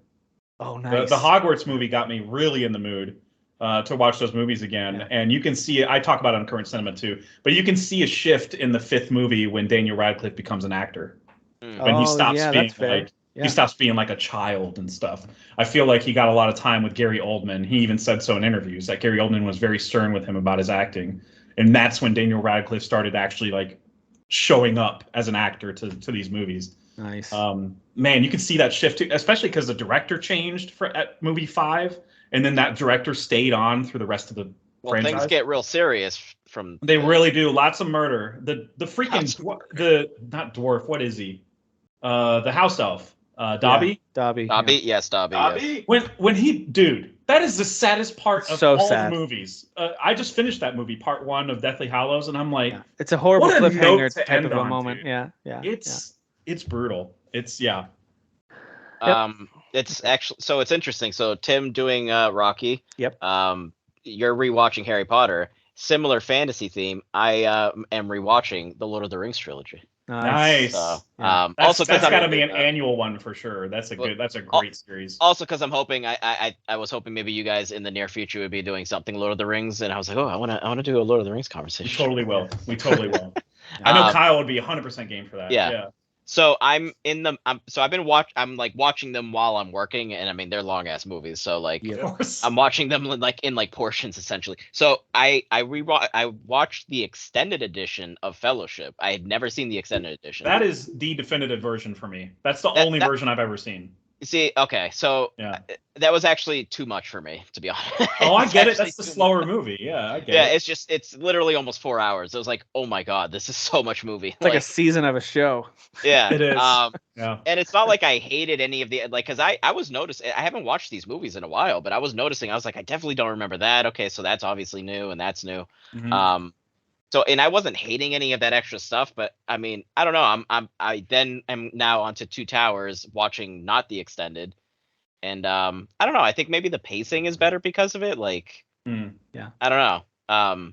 Well, Fellowship was always a slower movie, but I always loved the extra stuff. Yeah, that's fair. Well, I think if you're a mega fan, the extended versions make more sense. And if you are like, hey, I like this, but it's not my favorite thing, the normal versions make more sense. Well, so like outside of like comic book stuff, like these are my favorite movies. Okay, all right. But I also never read the books, so I don't have that attachment. So that's the thing. I don't think Kyle's read the books either, but he's a mega fan of the Lord of the Rings. Yeah, I love this trilogy. Like, I super love this trilogy. I just watched all 6 of them 6 months ago, but I bought The Hobbit too. Yeah. Yeah, but I bought the Blu-ray 4K because I wanted to see the difference, and they really it really pops out. Like, you can see that it's dated technology, but it really pops out where I almost was like, am I watching this in 3D? Like, this stuff, like all the particles, everything's just like really sticks out. All 6 movies were a good fun time. I enjoyed. I still think Two Towers is the best of the whole thing. Yeah, Two Towers. So far, it's just a compact I'll be honest. Great, the pacing. I still like, and I think it's because they're newer. I still like the Hobbit movies. I think it was second. The second one was my favorite, and I think the third one had a lot of good action too. The second one was my favorite. The second one was my favorite of the bunch, but I was frustrated that they resolved that storyline in the first 10 minutes of this third movie. I was like, what the hell? The climax of the second movie where it's just them. It's that interaction with the dragon on the gold and him hiding. That whole scene is so good. It's so well done. Good, man. Benedict Cumberbatch was on some crap when he did that. He was something else, man. It's great. Yeah. But yeah, but it was like the CG stuff that people were bothered, right? Because like the Lord of the Rings trilogy was a lot of practical effects, obviously mixing in CG because they had to obviously for a lot of it too. And they had a little. I feel like they had a little more grace with making the movie. Like Hobbit was rushed because if they didn't make it at X amount of time, they lost the rights. Okay. So they kind of forced Peter Jackson to do it when he didn't want to. Yeah. So I still thought it looked good. Everything looked. I still think it looks decent. Sometimes it's a little too rubbery for me, much like the Matrix sequels. So I mean, not the recent one, but like 2 and 3 or Yeah. A little Gumby with the a little bit. Yeah, they're freaking good, man, and it's just those characters are great, and there's just a lot of like I don't know, like there are moments where I like start to feel teared up, especially in Fellowship when after you leave Moria. No, I'm so sorry. I mentioned the word tears. Yes, don't play Tears of the Kingdom, by the way. Just push past it. Just push past it. Yeah, you just have to do what Tim does. But in Moria, in the Moria part, obviously at the end of that. And then they're all just like outside of Moria, and Frodo's just walking away, and he just looks back. He's like, "Dude, fuck." He's like, "Fuck this shit. Like, f all of this. Like, I don't want." Frodo would never say that. He says that in the extended edition, doesn't he? Yeah, very uncut version. I think the bigger emotional beat is the end of Two Towers with Sam's speech. That I think too. Yeah. The montage. That's why I love that movie, start to finish. I just. And then in Return of the King, when Sam is like, "Frodo, I got you, bro," and he picks up, oh my god, dude, like, and he's so good. Like because without Sam, then none of. I mean, that was that was pretty much me to Derek during our early podcast days. I was like, I will carry you. Carry you up this mountain. Just kidding. Actually, it was when he was falling asleep. We were carrying Derek. Yeah. When he was falling asleep. Guys, let's wrap it up with any other additional new thoughts on Octopath. I just want to mention about one real quick. I'm getting ready to start chapter 4s for the characters in Octopath Traveler 1. Love it. It doesn't have as many compelling stories as 2, and I can say that even just based off the demo I played and hearing you guys talk about it. But there are probably every character has at least 1 or 2 interesting chapters. Like, hey, that was a cool little compact story they told right there. Yeah. And then there's probably 2, maybe 3, it depends on how it wraps up, that have overall compelling stories that continue through. So I do think it's worthwhile if you like the style of game and you like these stories. They do a good job with it. It's a lot of on the nose writing, but it is what it is. Like, there's some cheesy. Like, when a character says something like, "Oh, I'm pretty," like his stomach growls and he's like, "Time for me to get some vittles," and it's like, you don't have to say vittles. Like, okay, it's fine. Like, he's trying to sound like quaint, and I don't know. I mean, that's better. Vittles I like better than jejune. Yeah, he did say jejune at some point. Romantic. So anyway, entire experience is bromatic. But I'm loving it. So. Yeah. So I actually switched from 2 to 1 because I was hitting some roadblocks in 2 that I knew I could push past them if I just actually studied the game a little better. And I feel like 1 would help me study the mechanics a little better. So I actually backtracked and went to 1. I'm still in chapter 2s on like not all of them, but like I only have 2 chapter 2s left in the second game. But anyway, I'm going to stick with 1, kind of like Tim's doing. I'm already noticing that it's easier and scaled a little better. Like I just feel like it's a little more welcoming to noobs like me who have never really played turn-based RPGs that seriously. So I feel like I'm learning it a little better now and beating the hell out of people way easier. Like, I don't know, man. Just something about it. I've adjusted better with 1, and I feel like by the time I go back to 2, I'll be like, all right, now I'm going to take down this stupid ass boss. Like, I'm going to be so ready. You're right though. The stories are very on the nose. They're on the nose in both, but more so in 1 for sure, because I feel like they're padding some of the scenes to be like, look, this is a scene, guys. Look at all the padding we did. And some of the stories are really like interesting for sure, but not immediately. Like some of them, you mentioned the apothecary who's just like, I'm just gonna go heal people. How about that? Yeah. That's not really that compelling. I'm sure his journey eventually takes him in more interesting places. The apothecary in 2 is pretty interesting. Yeah, whereas the warrior in both 1 and 2 is awesome. He's got a cool kind of revenge. He's got like a gladiator type story where people don't really know that he's a knight that's fallen out of grace. He's kind of kept his identity from people. But then he stumbles upon some thieves that know the person that backstabbed him. So he's like, well, I gotta leave and find this guy now because I know who he is. I know where he might be.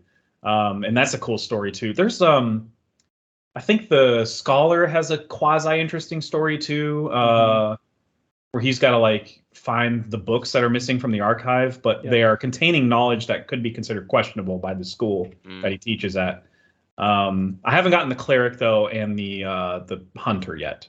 So I got 6 people. The hunters is pretty good. It's like, trying to find your mentor who went missing. It's that type of a story. You gotta figure out what happened to him. The cleric, just reading the description on Wikipedia, sounds like it's kind of like the main lore of the story is from the cleric. Oh, okay. Yeah, that might be true. I don't remember that like the priest or whatever. I don't know what they're called. The dancer story is pretty good. It's a story of revenge. Dancer story is good. I'm like, how can you write a dancer to be badass? Come on, bro. Yeah. But it is a good story. It is. That it is Primrose? really good.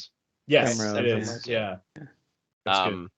I still don't care about Agnios for 2. Yeah, hers is more like the apothecary's reason in the first game. She's just like, I just want to go be a star, and that's it. I just want to dance. I just want to dance. Just want to dance. Screw the guys, man. I just want to dance. It's an old Dane Cook bit. Yes, I want to throw my shoes and my pocketbooks, and I just want to dance. I will say that for the will taser them. For the apothecary, so far I finished his 3rd chapter, and the first one was, like you said, kind of cheesy, and then he's just like, I'm gonna go heal the world. It's like, all right, Particio, like whatever, buddy. So it's a little bit of that. They definitely forced his way out of the village. His 2nd chapter is good. He starts to encounter the fact that there are other apothecaries and they are not good like you are. There's that. And then the 3rd one, he feels like everyone deserves to be healed, and he's kind of learning learns the hard way. No, they don't. Like, there are some bad people out there who you should not go out of your way to heal them because they're bad. They deserve it. That is interesting. Heal Hitler. So, like, to me, it's more like his is more like personal growth, as he thinks, I need to help everyone, and over time he's learning, like, no, you don't. No, you don't. You don't need to help everyone. In fact, some people need to be stopped. Yeah. So I find his story to be interesting, even though it's not like a strong thread. It doesn't start strong. Yeah. It's not a strong narrative thread. It's more like, oh, these are interesting little lessons he's learning as he's, I don't know. Yeah. And the last thing I'll say is jumping from 2 to 1 helps me notice the quality of life things that they added for 2. Namely, the visuals do look slightly better, even though they already look good. Right. I agree with that. The gameplay with the controller and stuff, it's a little more intuitive in 2. The optimizing your equipment, for example, it's just one button. It's one button in 2. That's it. Whereas in 1, I have to go in every single character. Yep. And it doesn't automatically equip. Which is annoying because you got to swap characters a lot, and so that is annoying when you're doing that. Yeah. Yep. Yeah, exactly. I'm an optimized guy. I don't care to manually change equipment. Oh, I'm all up in there. I'm all up. I'm sure you are, DeWalt. Let me tell you something. Let me tell you something about being in there. I like to go in there raw. And then the writing obviously is the main improvement in 2. Yeah. Every character with it's like a through line. With only a couple exceptions have immediately compelling stories. Yeah. You know. Didn't you guys say they have like these combined quests they do too, which sounds cool? They do cross paths, yeah. I haven't even gotten to that yet. I did 2 of them. They're really fun, but they're very easy. Yeah. Well, they're lower level. They are. They're like 16. By the time one of them isn't even using a boss fight. Like one of them's just like, go look for a treasure, and I'm like, okay, and then we did, and then nothing happened. Cool. But it was still a cool interaction between the thief and the cleric.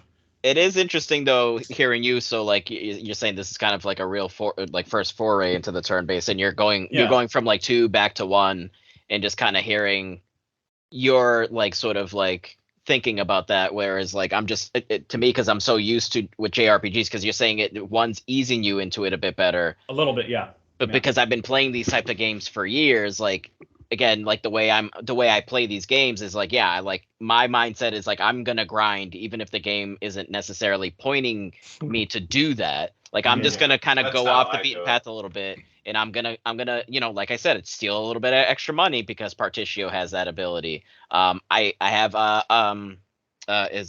is it what's his freaking name, the mage dude, Oswald? No, Oswald, yeah. Yes. Oswald. He's great. He can mug people at night. So I just started doing that, and I'm taking people's like coin purses. You have to beat them up first, though, right? Is that the one where you have to beat them up? Yeah. Yeah, you too. But like, by the way, Dan, is that ability called Collect? Is that the one you're talking about? Collect. Yes, thank you. Okay. Collect. Yeah. But yeah, I'm like mugging people. PC. Thanks, PC. And we don't say mug. Yeah, we don't want to discriminate against mug root beer or mugs. No, I think Mug is separate. I just think there's an in battle ability called collect. I know. Okay, right? I know. Yeah, I know what you're talking about now. Yeah, We don't say Mug. Where you have to we spend only SP. say collect. No, that Mug is separate. That's a good one. No, though, you could too. say you could say. Dude, you know what's funny is like if you go into a town and then you're like, I want to buy something, but they're asking like if you use the merchant and you try to buy something from them, they're gonna charge you like 100,000 or something for this crazy weapon. You're like, I'm just gonna bring in my thief then and steal because this is ridiculous.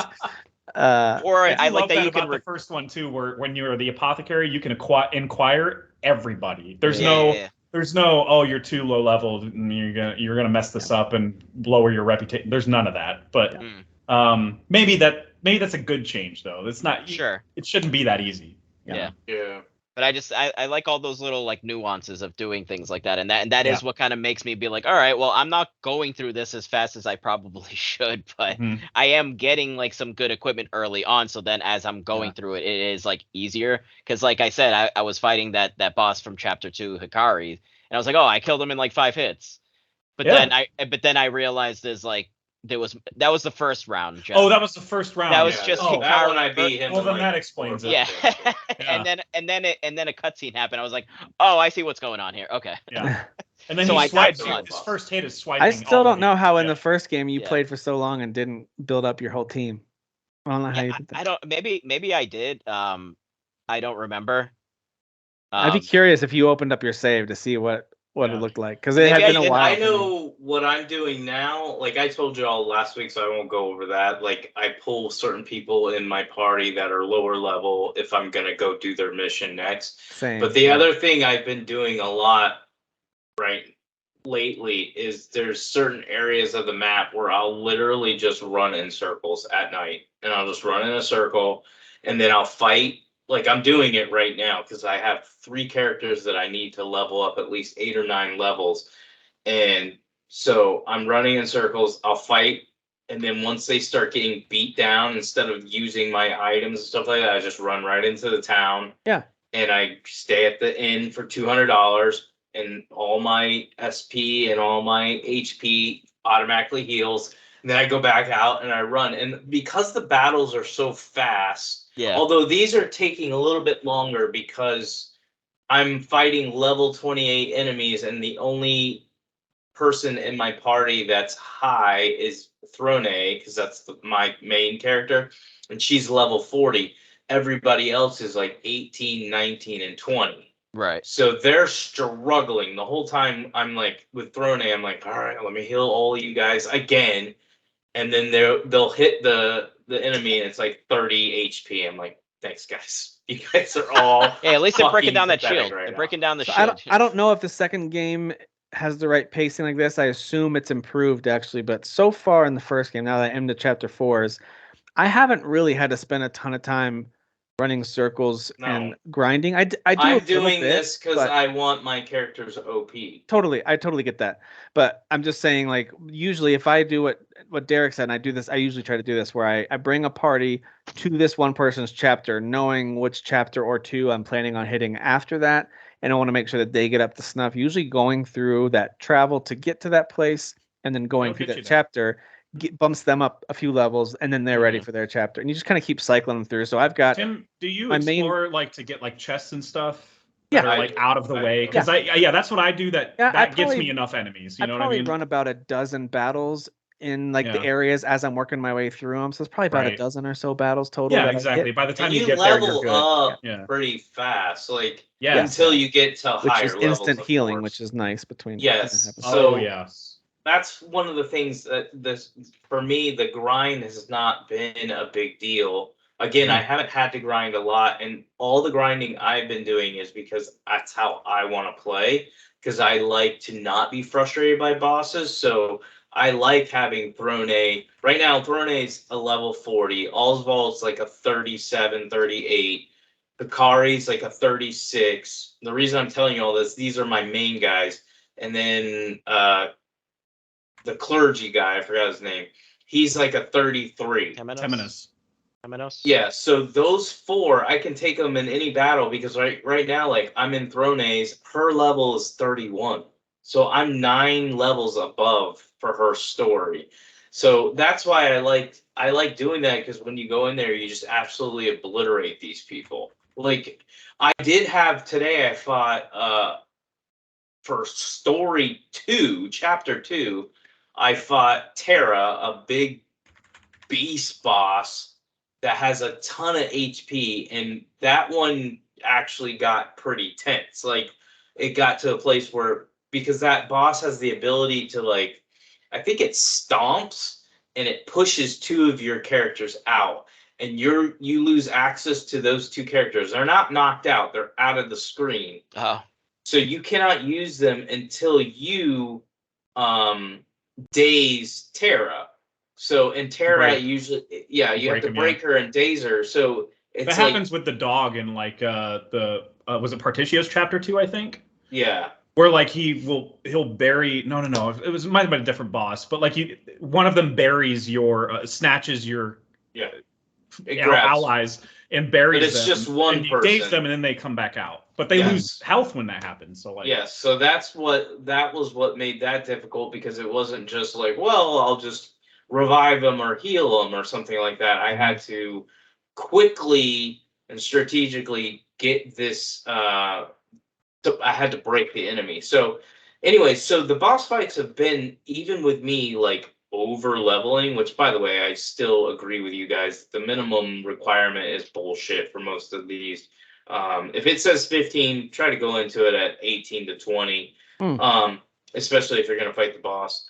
But like, I feel like a lot of the bosses have still been fun, but not frustrating, challenging, but not like too easy or too annoying. So I've enjoyed my time with this game. I'm 33 hours in, and I've only been angry at one boss, and that was the one I talked about last week.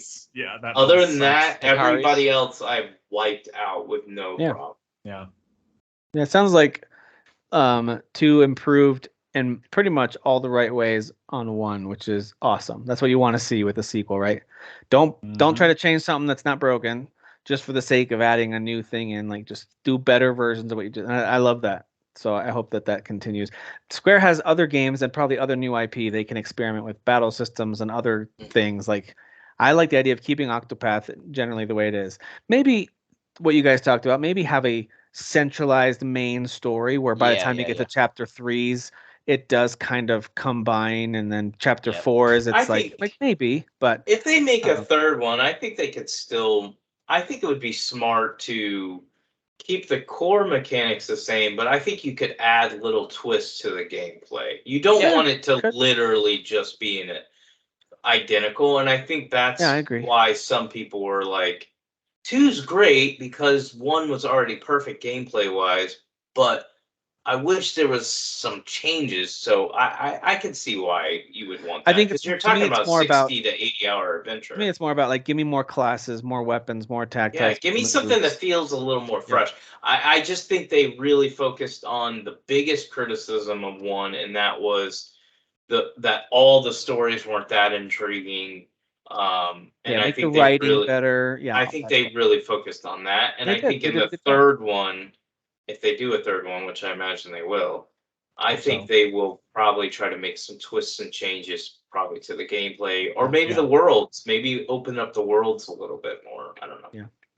Yeah, I think they might more with classes, because the classes I think are identical between these 2 games. They are. It's the same 8 classes. The idea of getting them as subclasses is the same. Learning your skills is the same. It's just there's ways. I still love just exploring, and there's some of them are hidden, like the one in the Beast Girls jungle area. I had no idea I was walking into finding her secret class, or not her secret class, but the second job. It was hidden behind something, and I just walked into it, and I was like, "Oh, cool!" So I unlocked that. So it's been really cool opening up new jobs. I think I only have 2 jobs left to get. I only have 2 characters that doesn't have a second type. There's like 4 secret jobs in both games too, that are unrelated to the classes that you have. Nice. I'm pretty sure I found one, because none of the characters are in this class. Nice. Yeah, there's like an inventor one, and I have the inventor. I have the inventor. Nice. I didn't know that. Cool. Yeah, I think they should go on the next one, like the route of Final Fantasy V. Just have there be like 30 classes, and then just whatever you like, you can kind of lean in that And direction. even like advanced classes, right? Like once you get this class up to a certain point, now upgrade from warrior to knight or whatever that looks like. Do you think they keep it? What I would say stupid. I think they keep it maybe simplistic because maybe they want guys like Jeff and I who haven't played these type of games as much, and they don't want to overcomplicate the system. That could be one of their things that they're trying to do. I mean, when I was talking to Kyle about it after we recorded Current Cinema, I had to bring up the game to him, and he was like, "Yeah, the game actually is pretty mechanically dense. Like, there's a lot going on." Oh, so he was telling me how like he was actually impressed that I'm sticking with it because it's not my type of game at all. Sure. But I feel like they have been easing us into everything, even the second one, even though the second one is adding stuff in there that's already present in one. I feel like I think that's how you kind of keep incrementing. Like, obviously, don't bombard in the third one. Don't bombard with like a whole bunch of extra stuff. But like adding like that's how you do it. Yeah, but I think in general, the break system is a good one. So keep that going. Like, there's one boss in 2 who's like a rare boss that somebody like Dan might try to fight. Who because I know you're a masochist with these games. Who every time you break him, and then after he recovers from the break, his break gets higher. It's higher. Yes. Yeah. So you looked up that boss? That was Temenos' boss, right?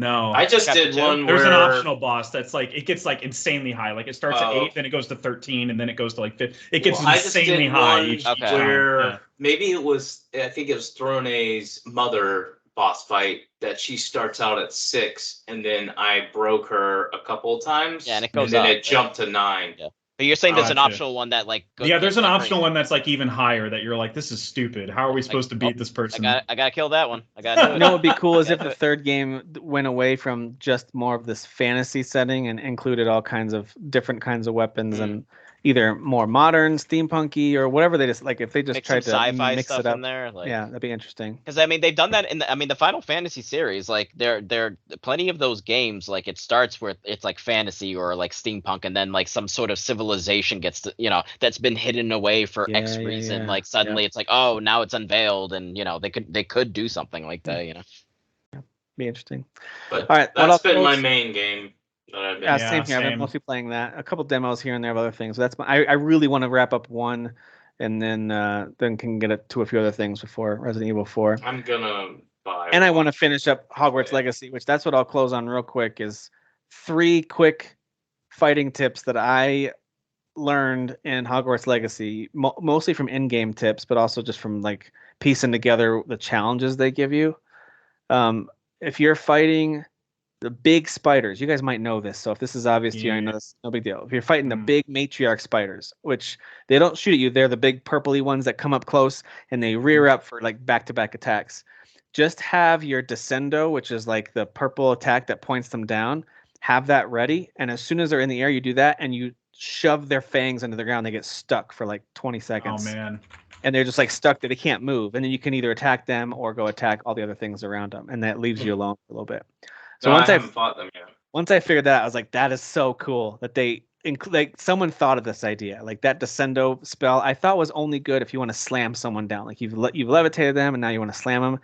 It's good for like smashing these spiders down as they're rearing up to attack. I think I talked about this, and I might have talked about this last week, but definitely in the chat I did, where with those frogs that are spitting their tongue at you, when they go to do that big long tongue attack, you cast Levioso on them, which picks them up by their tongue, and they're dangling in midair, and they can't move for a little bit. And then switch over to your slicing spell, Defendo, and slice it at them. And it almost instant kills them every time, because they're really hard to kill. They take forever. And that's almost an instant kill. So you just slice their tongue off. And the last one is I was fighting trolls, and outside of Avada Kedavra, which is an instant kill if you happen to use that on them, which is very satisfying. But you can make them hit themselves in the head with their club without using the ancient magic. When they use, the trolls have a couple different attacks. They have ones that are red where they're swinging like a baseball bat side to side. So you just dodge those. But when they do 2 hands overhead, you can Protego and counter it, which is usually what I did. But instead I dodged it. So as soon as he hits the ground, you hit Flipendo and he'll hit himself in the head and stun himself. because you hit them It's with a lot of damage too. It does a ton of damage, and they fall to a knee, and they're kind of like stuck there, and you can just start wailing on them with attacks. So those are just three examples. So cool of they think of this stuff and they don't explicitly tell you. You kind of have to experiment and figure it out. And where I learned it was the challenges. It was like, hey, get a matriarch's fangs stuck in the ground or whatever during a battle. Like the little challenges kick in. I was like, you can do that? How do you do? Oh, so you start thinking what spells would make that happen. Same thing. One of it said flip a troll's club into its head. I was like, all right. So I tried a bunch of things till finally it flipped into his head. Anyway, that's what a freaking cool game, man. Those are my such a good game. All right, I know we went long, but this has been a fun episode. Lots of good stuff to talk about, and hope you guys enjoyed listening, watching. Any words of wisdom from anybody before we sign off? Anybody? No. Wow. I just gave you some Hogwarts words of wisdom, so we'll stick with that for our closer. Everything is cozier in Hogsmeade or whatever the hell they say. Yeah. That's my life advice. My advice is don't be bromidic or jejune. Oh, God damn it. My advice is don't grope fake lady boobas because that's still inappropriate. No, it's not. You would pop those things. Pop those? What was that? I popped those. The sound effect would just sound like making a balloon animal when you grab those. That's all it sounds like. All right, guys. Thanks for listening, watching. We'll see you.